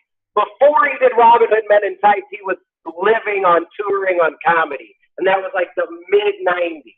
That was way before Chappelle's show or any of that shit. That man has paid his dues. The Parkers was her and a girl who looks like she smells funny, and was a long time ago, and was about the last time we've seen Monique. And I'm not saying she's not funny or classic or a legend. Right. But that was my whole point. Facts. That was my whole point, is that, like, even if we were gonna make the even fields playing and we went off history, right? And we say we wanted to, we fed into the whole decorated comedian bullshit, which was obviously you're not the most decorated comedian alive. That's pretty fucking silly, yeah. Right? So if we just went history, right? No, she still wouldn't have an argument, right? So even if we cut off the history and said, what have you done in the last 5 years?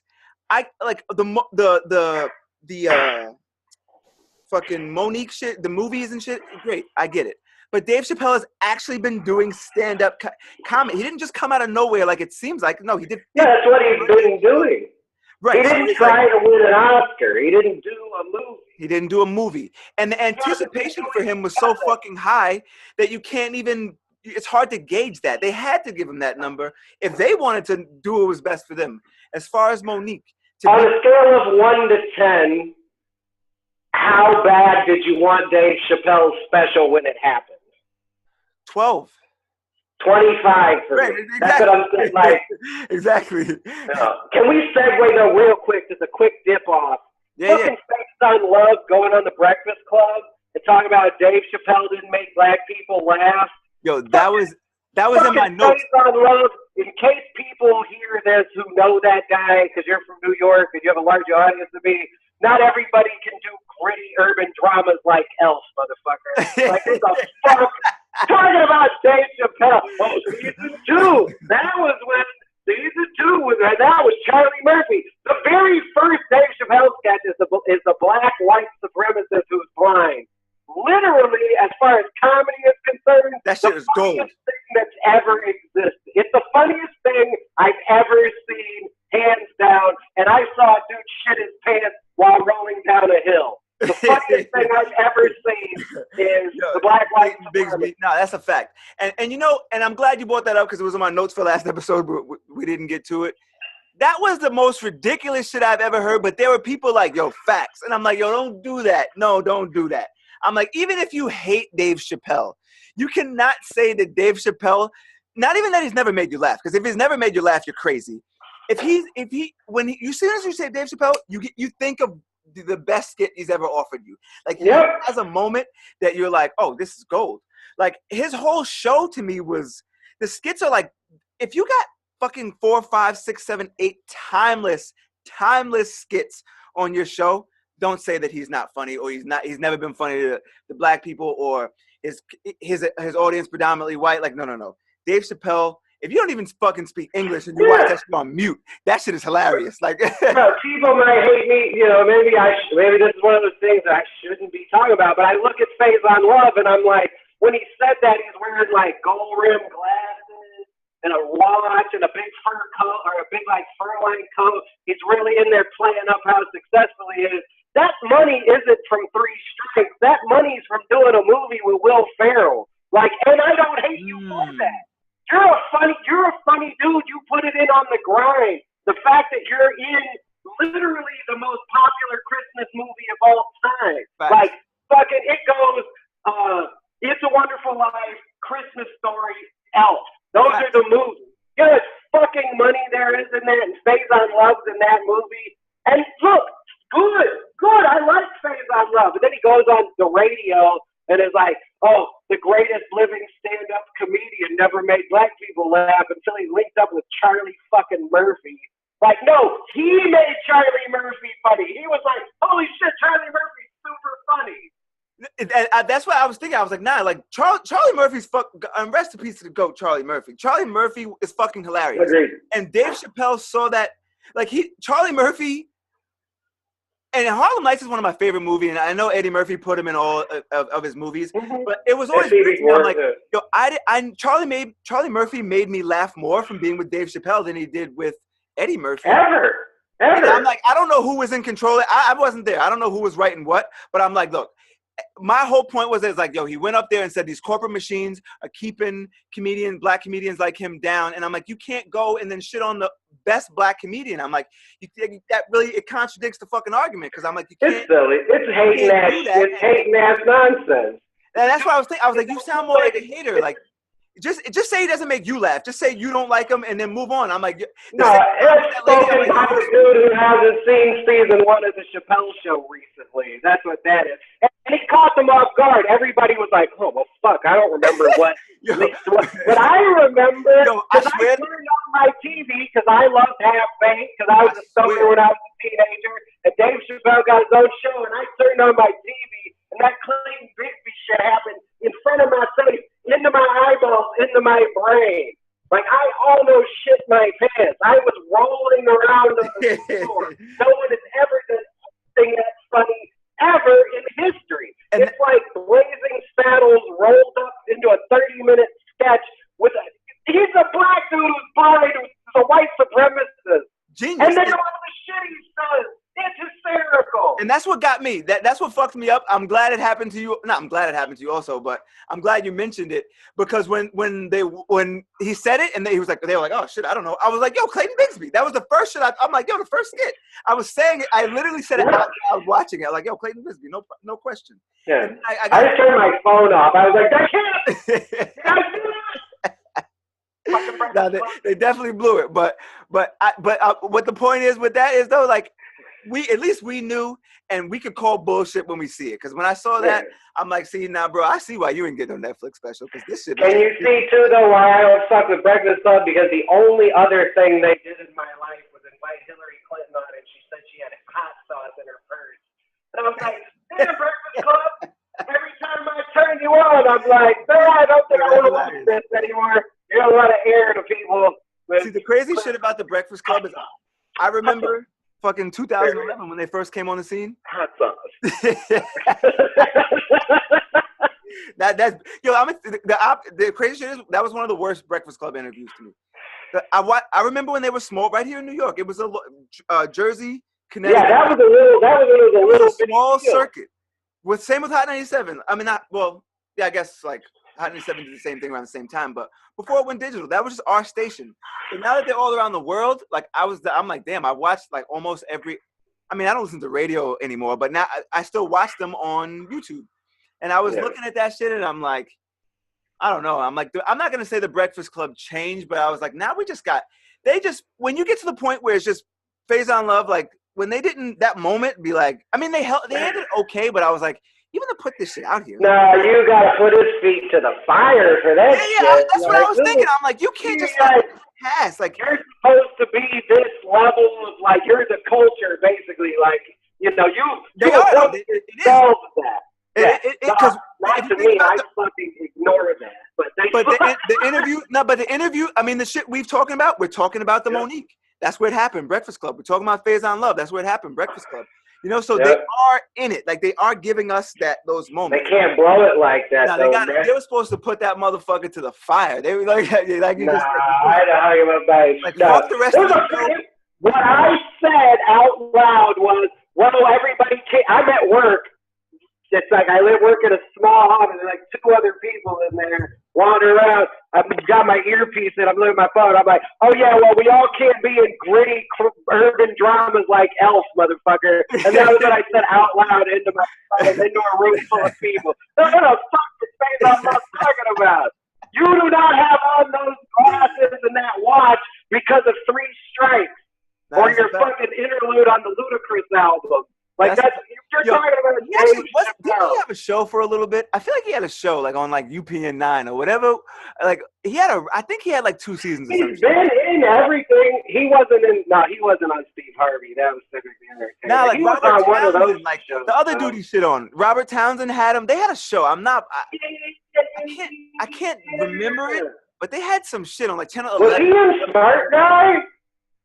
Nah, it was that same time. Like, it was that same era. Like, the fucking Mark Cooper show. Like, you know what I'm saying? Hanging with Mr. Cooper. That same... Yeah, was he on... Either way, he's not Dave Chappelle and shouldn't be talking shit about Dave Chappelle. I wouldn't Google it, but he shit on Dave Chappelle so much, I'm not even going to bother Googling it. Anyway, but I want to end this fucking... Because I think we're pretty much done with that. I want to end this. Yeah, we're out here tripping. We've taken this all over the map, which is like a good time, sir. It goes back to that meme, you know. I almost wish I didn't put it up, but it was just the timing was perfect. So perfect. Yeah, I wish I saved it for this, but I want to talk about gun control for a moment. All right. Now you lived in Chicago for a while. Mm-hmm. Shit's fucked up in Chicago, obviously, we know. Which it's so fucked up they don't even show it on the news anymore. And it's like, even if things were like shaping up for the better, you should show it. Like, you should give us like an update to make things like, look, guys, things are getting better. And I was like, I know that even here in New York, like, some shit happens with a gun here in New York every day. It doesn't make the news anymore. Like, it's not a big deal. Right, and New York's experiencing a little bit of a rise, sort of back to the heyday. Right, and shit's fucked up. So I was looking and I'm like, now school shootings are obviously horrible tragedies. You know, and I was talking to a friend of mine, Shelly, friend of the show, family of the show, and she was saying like that kids do active shooter. She didn't know kids do active shooter drills. And I was I was like, oh yeah. I was like, we did that shit after Columbine. We did a couple. I was like, now that it's like regular practice in school, which is fucked up and heartbreaking. But for us, I'm like, we did. I was talking to my daughter about that like literally yesterday. She was talking about how they have code red drills. And she was like, oh, well, we hide behind this thing. And then, you know, I'm pretty active, obviously, as a single father, pretty active in my daughter's school. So, like, sure. She showed me the thing she was hiding behind. It was one of the first times in my life I've been like super direct with my daughter, and I was like, look, if they call a code red, it means move your ass. Because she'll be like, oh, well, it means you gotta hide behind this, and like it's like they teach it to him like it's some kind of game. And I told her, and I felt bad the next day because I was talking to my little girl, and I was like, look, code red means move your ass. Like, you need to be like not messing around. Don't talk to your friends. That means you hide in anything that your body fits in. And like afterwards, she had this look on her face, like, "Who are you? Like, what kind of darkness are you explaining?" Sure. And I was like, "Baby, look, like this is like, if they call a real one and you're out on the playground," I was like, "I don't care." I was like, "Run off into the woods." I was like, "Run off into the neighborhood." Like I was like, if they call, just run away." You know, and that's a world I live in, because in this country, at one point, a crazy person went to an elementary school, fam, an elementary school. Like, when Newtown happened, I'll tell you, I'm like someone who's like overly informed, and I like to read about things. And I read news, and mostly it's because I have an office job and I don't do a lot. So I read a lot of news. And even before this, I've always been interested in being informed. When the shooting in Newtown, Connecticut happened, and I heard the broad strokes, I couldn't listen. I couldn't read it. I didn't want to see anything. I flipped past CNN. When fucking one of those salt and pepper motherfuckers was sitting out on the corner like, and the families continue to grieve, because I knew nothing was going to happen. What really happened was a conspiracy was born that, oh, this was all made up so people could take our guns. And I knew then that nobody was going to take anybody's guns. Sure. You know what I mean? Like there was nothing to it. And we live in a world where we have to kind of face that every day. And regardless of my feelings on gun control, I own guns, but I don't let owning guns affect my political views. Sure. You know what I mean? Like, I own guns. If someone's like, people shouldn't own machine guns and people with mental illness history shouldn't be allowed to own guns, I don't stand up against that. And neither do any actual responsible gun owners.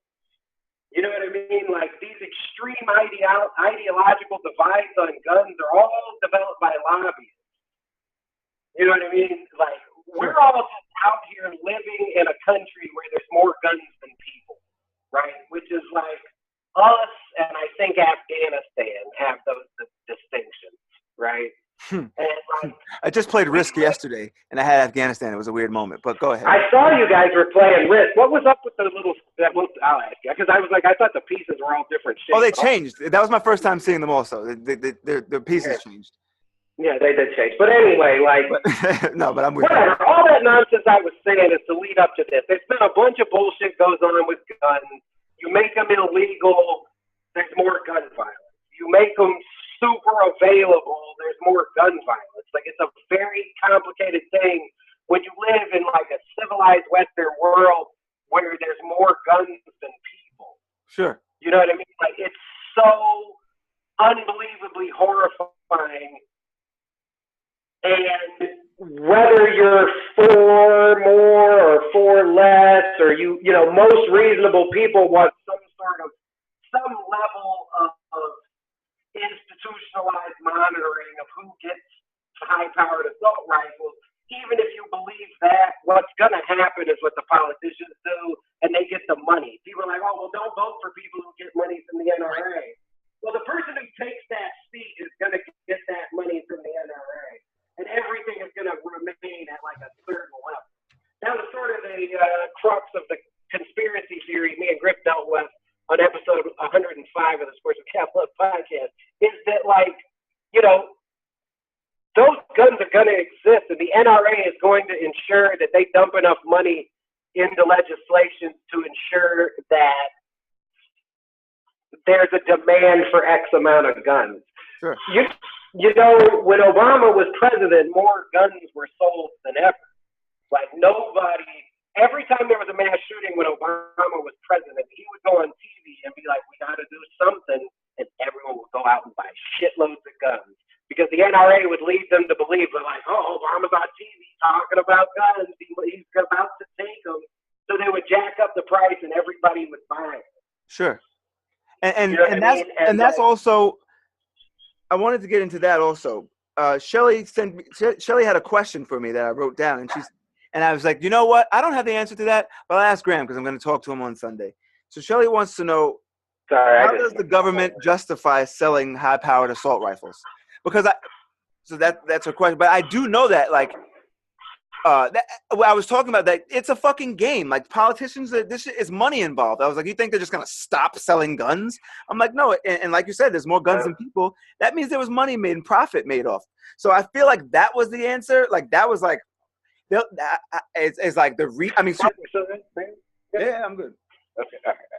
Yes, I apologize, General. No, you couldn't hear me, but I said I took a piss also. So I took a piss in between your long ass piss, and I was like, I guess this is us virtually being at a urinal. Like, we're at a bar. We just left the bar and had to go. Yeah, word up, basically. All right.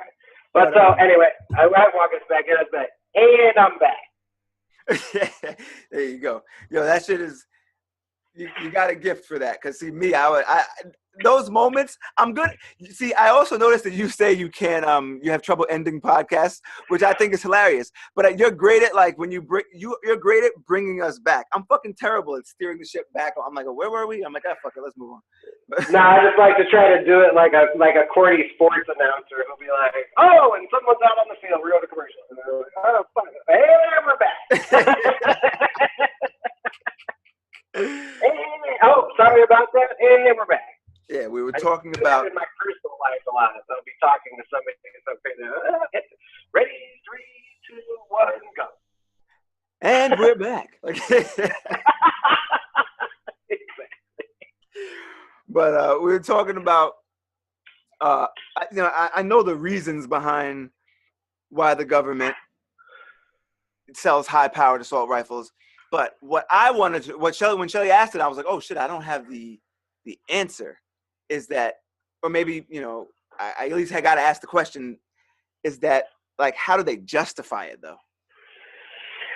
Well, like I said, okay, so I was a bit obtuse about that when I was saying that it's like, oh, the lobbyists just give people money and everybody's but I'm with you. Some of it is that, but also what it is that in this country, we really, like, since Bill Clinton, have been struggling to find a way to define what an assault rifle is, right? Or to define what, like we define machine guns differently, right? Like I own an AK-47. I can put a big clip in it, right? Technically, it's a rifle, just a regular rifle, because when I squeeze the trigger, a round comes out. And if I hold it down, only one round comes out, right? Sure.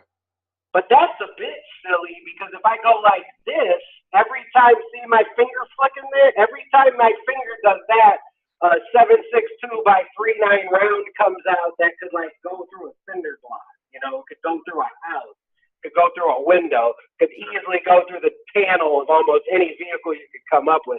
In some cases, pierces most, just the dummy target round has so much of a charge behind it, it could go through a lot of like body armor, right? Wow. But for some reason, I am allowed to own that because it's a rifle, because when you squeeze the trigger, one bullet comes out. But you can go like this, and you have 100 rounds to work with, and there's people like, that's not an assault rifle. To me, that's silly. It's all so silly. It's such a murky world, because I own guns. But I own guns in the sense of, like, I like to go to the gun range. I like guns in the same way I like fireworks. And I definitely know myself well enough to know that when I wake up in the morning, I'm like, oh, I have an AK-47 in my house. How is that possible? Right. I'm not a Chechen rebel. Like, I'm not like I don't live in a hovel in the Ukraine, and I'm worried about like sending off Soviet troops. Right. I'm a guy, and I went to a store, and I walked in, and I gave them like some pieces of paper, and they're like, here's a machine gun. That's how I see it. I'm like, here's a machine gun.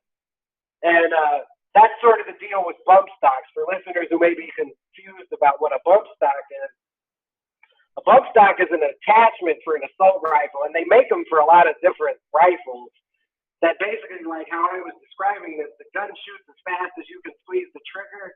The bump stock is equipped with a big, like, super taut spring. So if you squeeze the trigger and keep your finger in the same position, the trigger will keep clicking off of your finger. You see what I'm saying? Like, because there's a spring in the stock. So now it is a machine gun. And I'm not sure what we're splitting hairs over there. And despite the fact that I own them and understand how they work and understand that other people own them, I don't think they should. I don't think regular people on the street should have access to those kinds of firearms. But they do, and now that they have for a great period of time, and we're having trouble defining what an assault rifle is, the reality is there's 400 million guns in this country and 300 million people.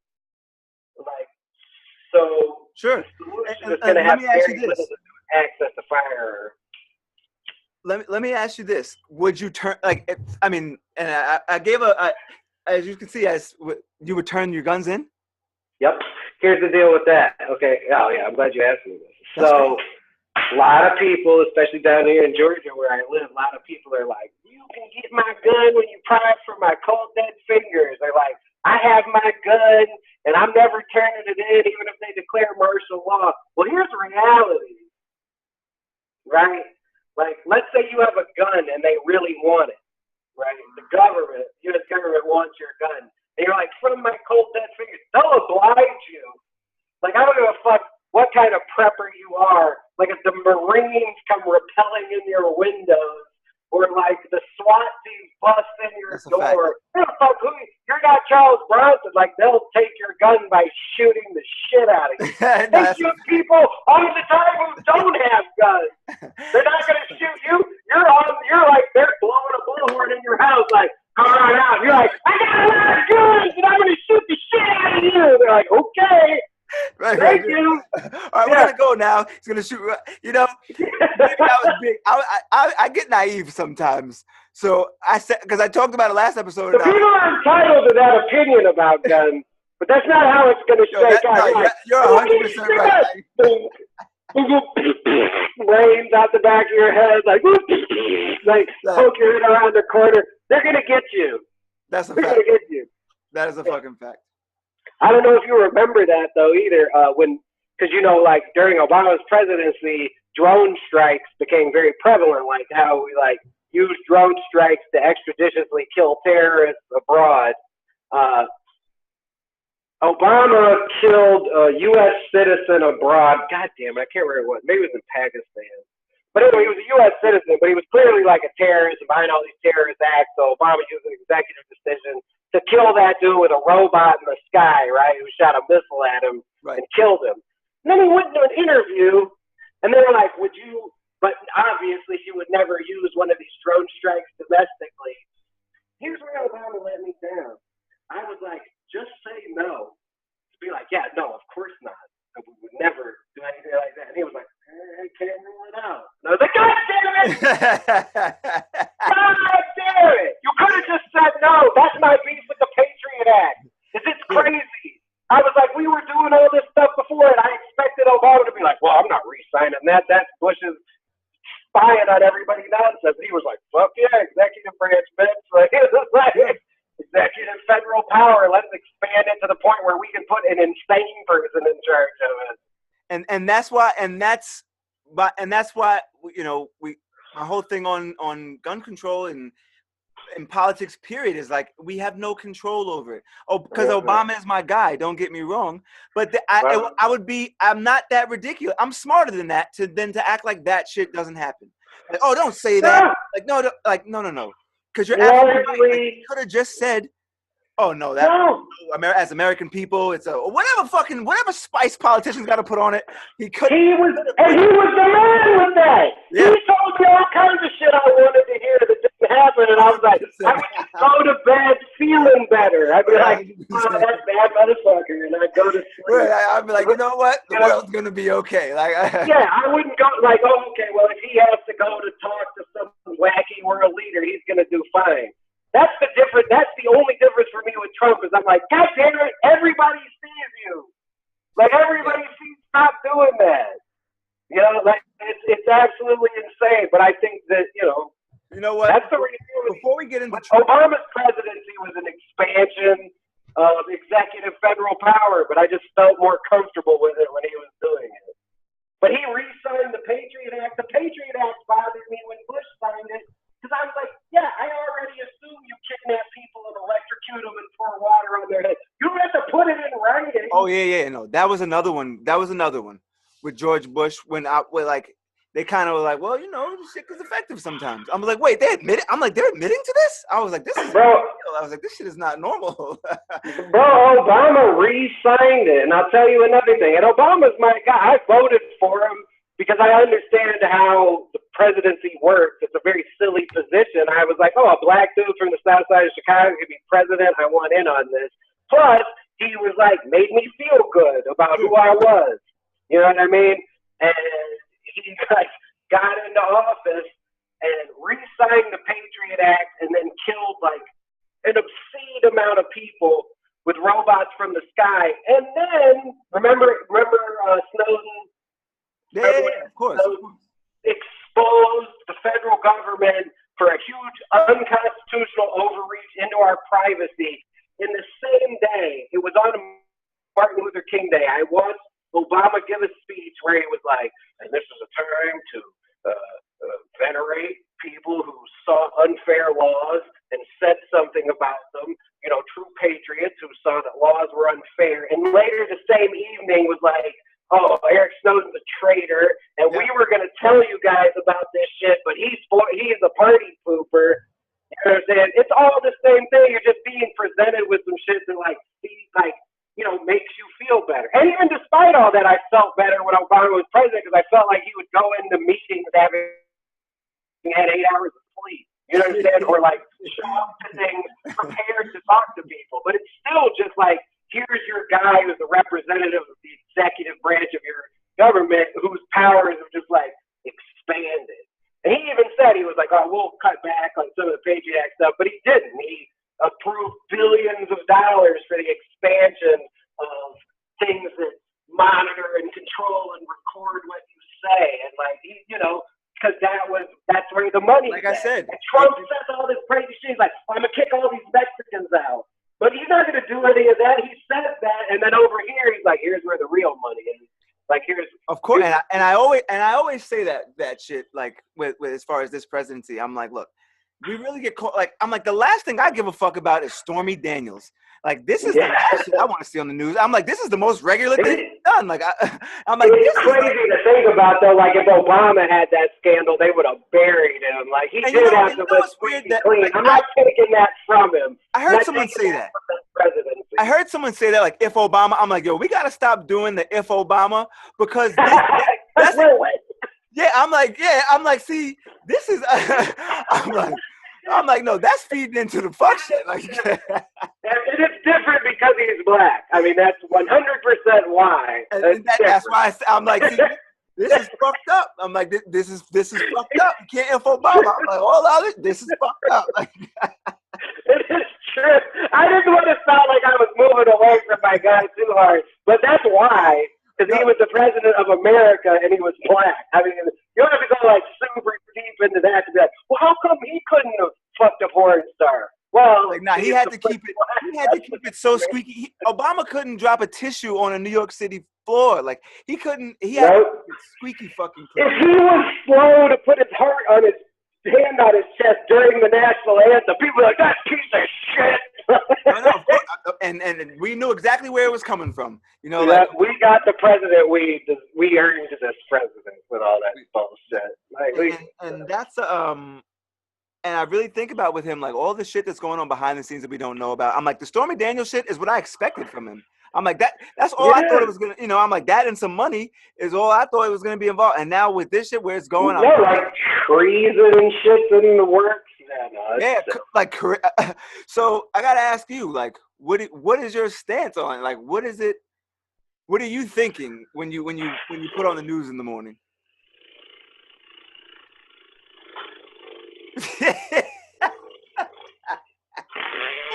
Yo, you did that. You did that on your podcast. That's what I think every morning. I mean, the reality is this. You do that shit on your podcast for like 4 minutes, and that shit was hilarious. Those were my two most watched podcasts until very recently. It was the one I did with you, the first one I did with you, and then the one where I made fart sounds for 6 minutes. No. I'm not looking at the metrics anymore. When I get an email and someone's like, we want to advertise on your podcast, that's great because I'm done looking at the metrics. I don't know what to want. But that is how I feel when I get up in the morning because I don't know, man, from the beginning with Trump, you live in New York, Trump's been a New York real estate swindler who was a lifelong Democrat who, like, helped weird ideologies, but they all had to do with money and property and blah, blah, blah, blah, blah. And he concocted this weird-ass scheme to run for president. He's over the age of 70 in what is largely the most stressful job in the world. he's worth like $1 billion and he's doing a job where you get $500,000 a year. It's silly as fuck. It's so stupid. And the shit like the weird legislation he puts out there. They got the tax bill across, which, you know, fucks the middle class to some extent, and, you know, definitely shits on teachers and gives.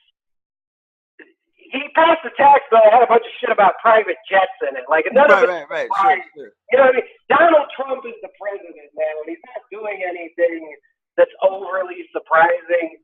And at this point, I'm just kind of morbidly curious with listening to what he says every day, because he has like a third grade vocabulary, but he's also like really getting to the point of what he's doing. I just saw today, he was like, if I was presidential, you people would be bored. And I was like, well, there you go. There's your broken clock is right twice a day thing that Donald Trump said.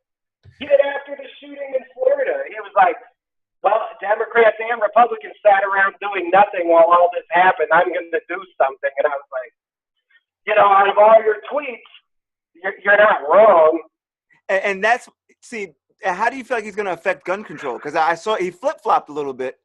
And you know, and the whole point of this shit is it's fucking heartbreaking that our kids are in schools practicing active shooter drills in the middle of the day. You know what I'm saying? Like they wanted to take prayer out of school and then put in fucking active shooter drill. Is this what's going on here?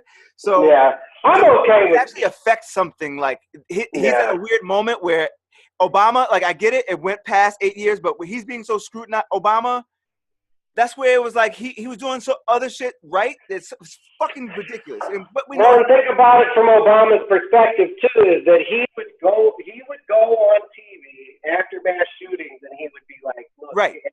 That's why I was able to keep going. Right. Direct speech, and he would say, look, I know a lot of people don't want me to say this, but I'm expecting Congress to figure something out here. And that's what he would do. And that was brilliant. And that was genuine. But it was also, at the same time of it, it was also that fucking NRA, like they got to be against that for Democrat purposes. And I hate this Democrat-Republican shit. Also, that was a problem for Obama, though, was that every time he went on TV and all he said was like, please, somebody do something, a big chunk of the news media on either side would be like, Obama asked everybody to turn their guns in, fucking get rid of your guns. And gun sales would skyrocket, and like gun regulations would fall off the face of the earth at like local and state levels, because he, as Obama, was like, hey, somebody should do something about it. But see, Trump just ignoring it puts more of a spotlight on it. So like I saw him flip-flop. So what do you think he's gonna do? Like what? Nothing. We'll just wait. This is it. Well, I mean, you pick a president and put him in there. What's he gonna do? Nothing. Where are we going with this? Nowhere. There's so many guns. You can't put the gun genie back in the bottle now. You could definitely do things about like preventing mentally ill people from getting guns, creating a universal background check system, a nationwide registry. But these are things that like moderate gun owners and responsible gun owners have been asking for years. The Congress has just failed to deliver on. When Obama was president, they put through a bill for a universal background check, like that was like federal, not just for the state you lived in. Right. They put in for one for a registry, like, okay, if you buy a gun that can accept X amount of capacity of rounds, you're on like a list that is, you know, federally checkable based on the serial number of the firearm you bought. And Congress was like, fuck you. And they didn't give it to anybody, even despite the fact that even responsible gun owners wanted those things. Right. So it's one of those very sad, fucking ironic things that, like, nobody's going to get what they want because of Congress. And it's not going to, the people who support those ideas on either extreme end of the spectrum are, like, not really the consensus. And Congress isn't going to respect the consensus anyway. And that's what I think the most fucked up part to me is, like, so we just going to keep counting school shootings? You know what I mean? It's just like, yeah, like that's really what it is. It's fucked up. Like, it really is fucked up. You can't give teachers guns, because how long is it until a teacher shoots a student? Definitely the solution to guns is more guns. if Yeah, September, a month. You're right. Yeah. when school started, Yeah. I shouldn't even laugh, but I'm laughing because I would bet money on it. In September when school started, it would be. When I was in high school, I'd have been the guy. It'd have been my picture on a billboard, like "Take guns back from teachers," with a picture of me. Exactly. So a substitute. Oh, forget about it. If Oh a my God! substitute Wow. had a gun when you were in high school, a substitute should have shot everybody in the classroom across the hall and the people who wandered into a room like, "Oh yeah, no, I'm Carlton," and you were across the hall in the other class like, "Oh yeah, no, I'm Dave." Like, and she would have shot the fucking principal for putting her in there. Wow, that's some shit. That's some crazy shit.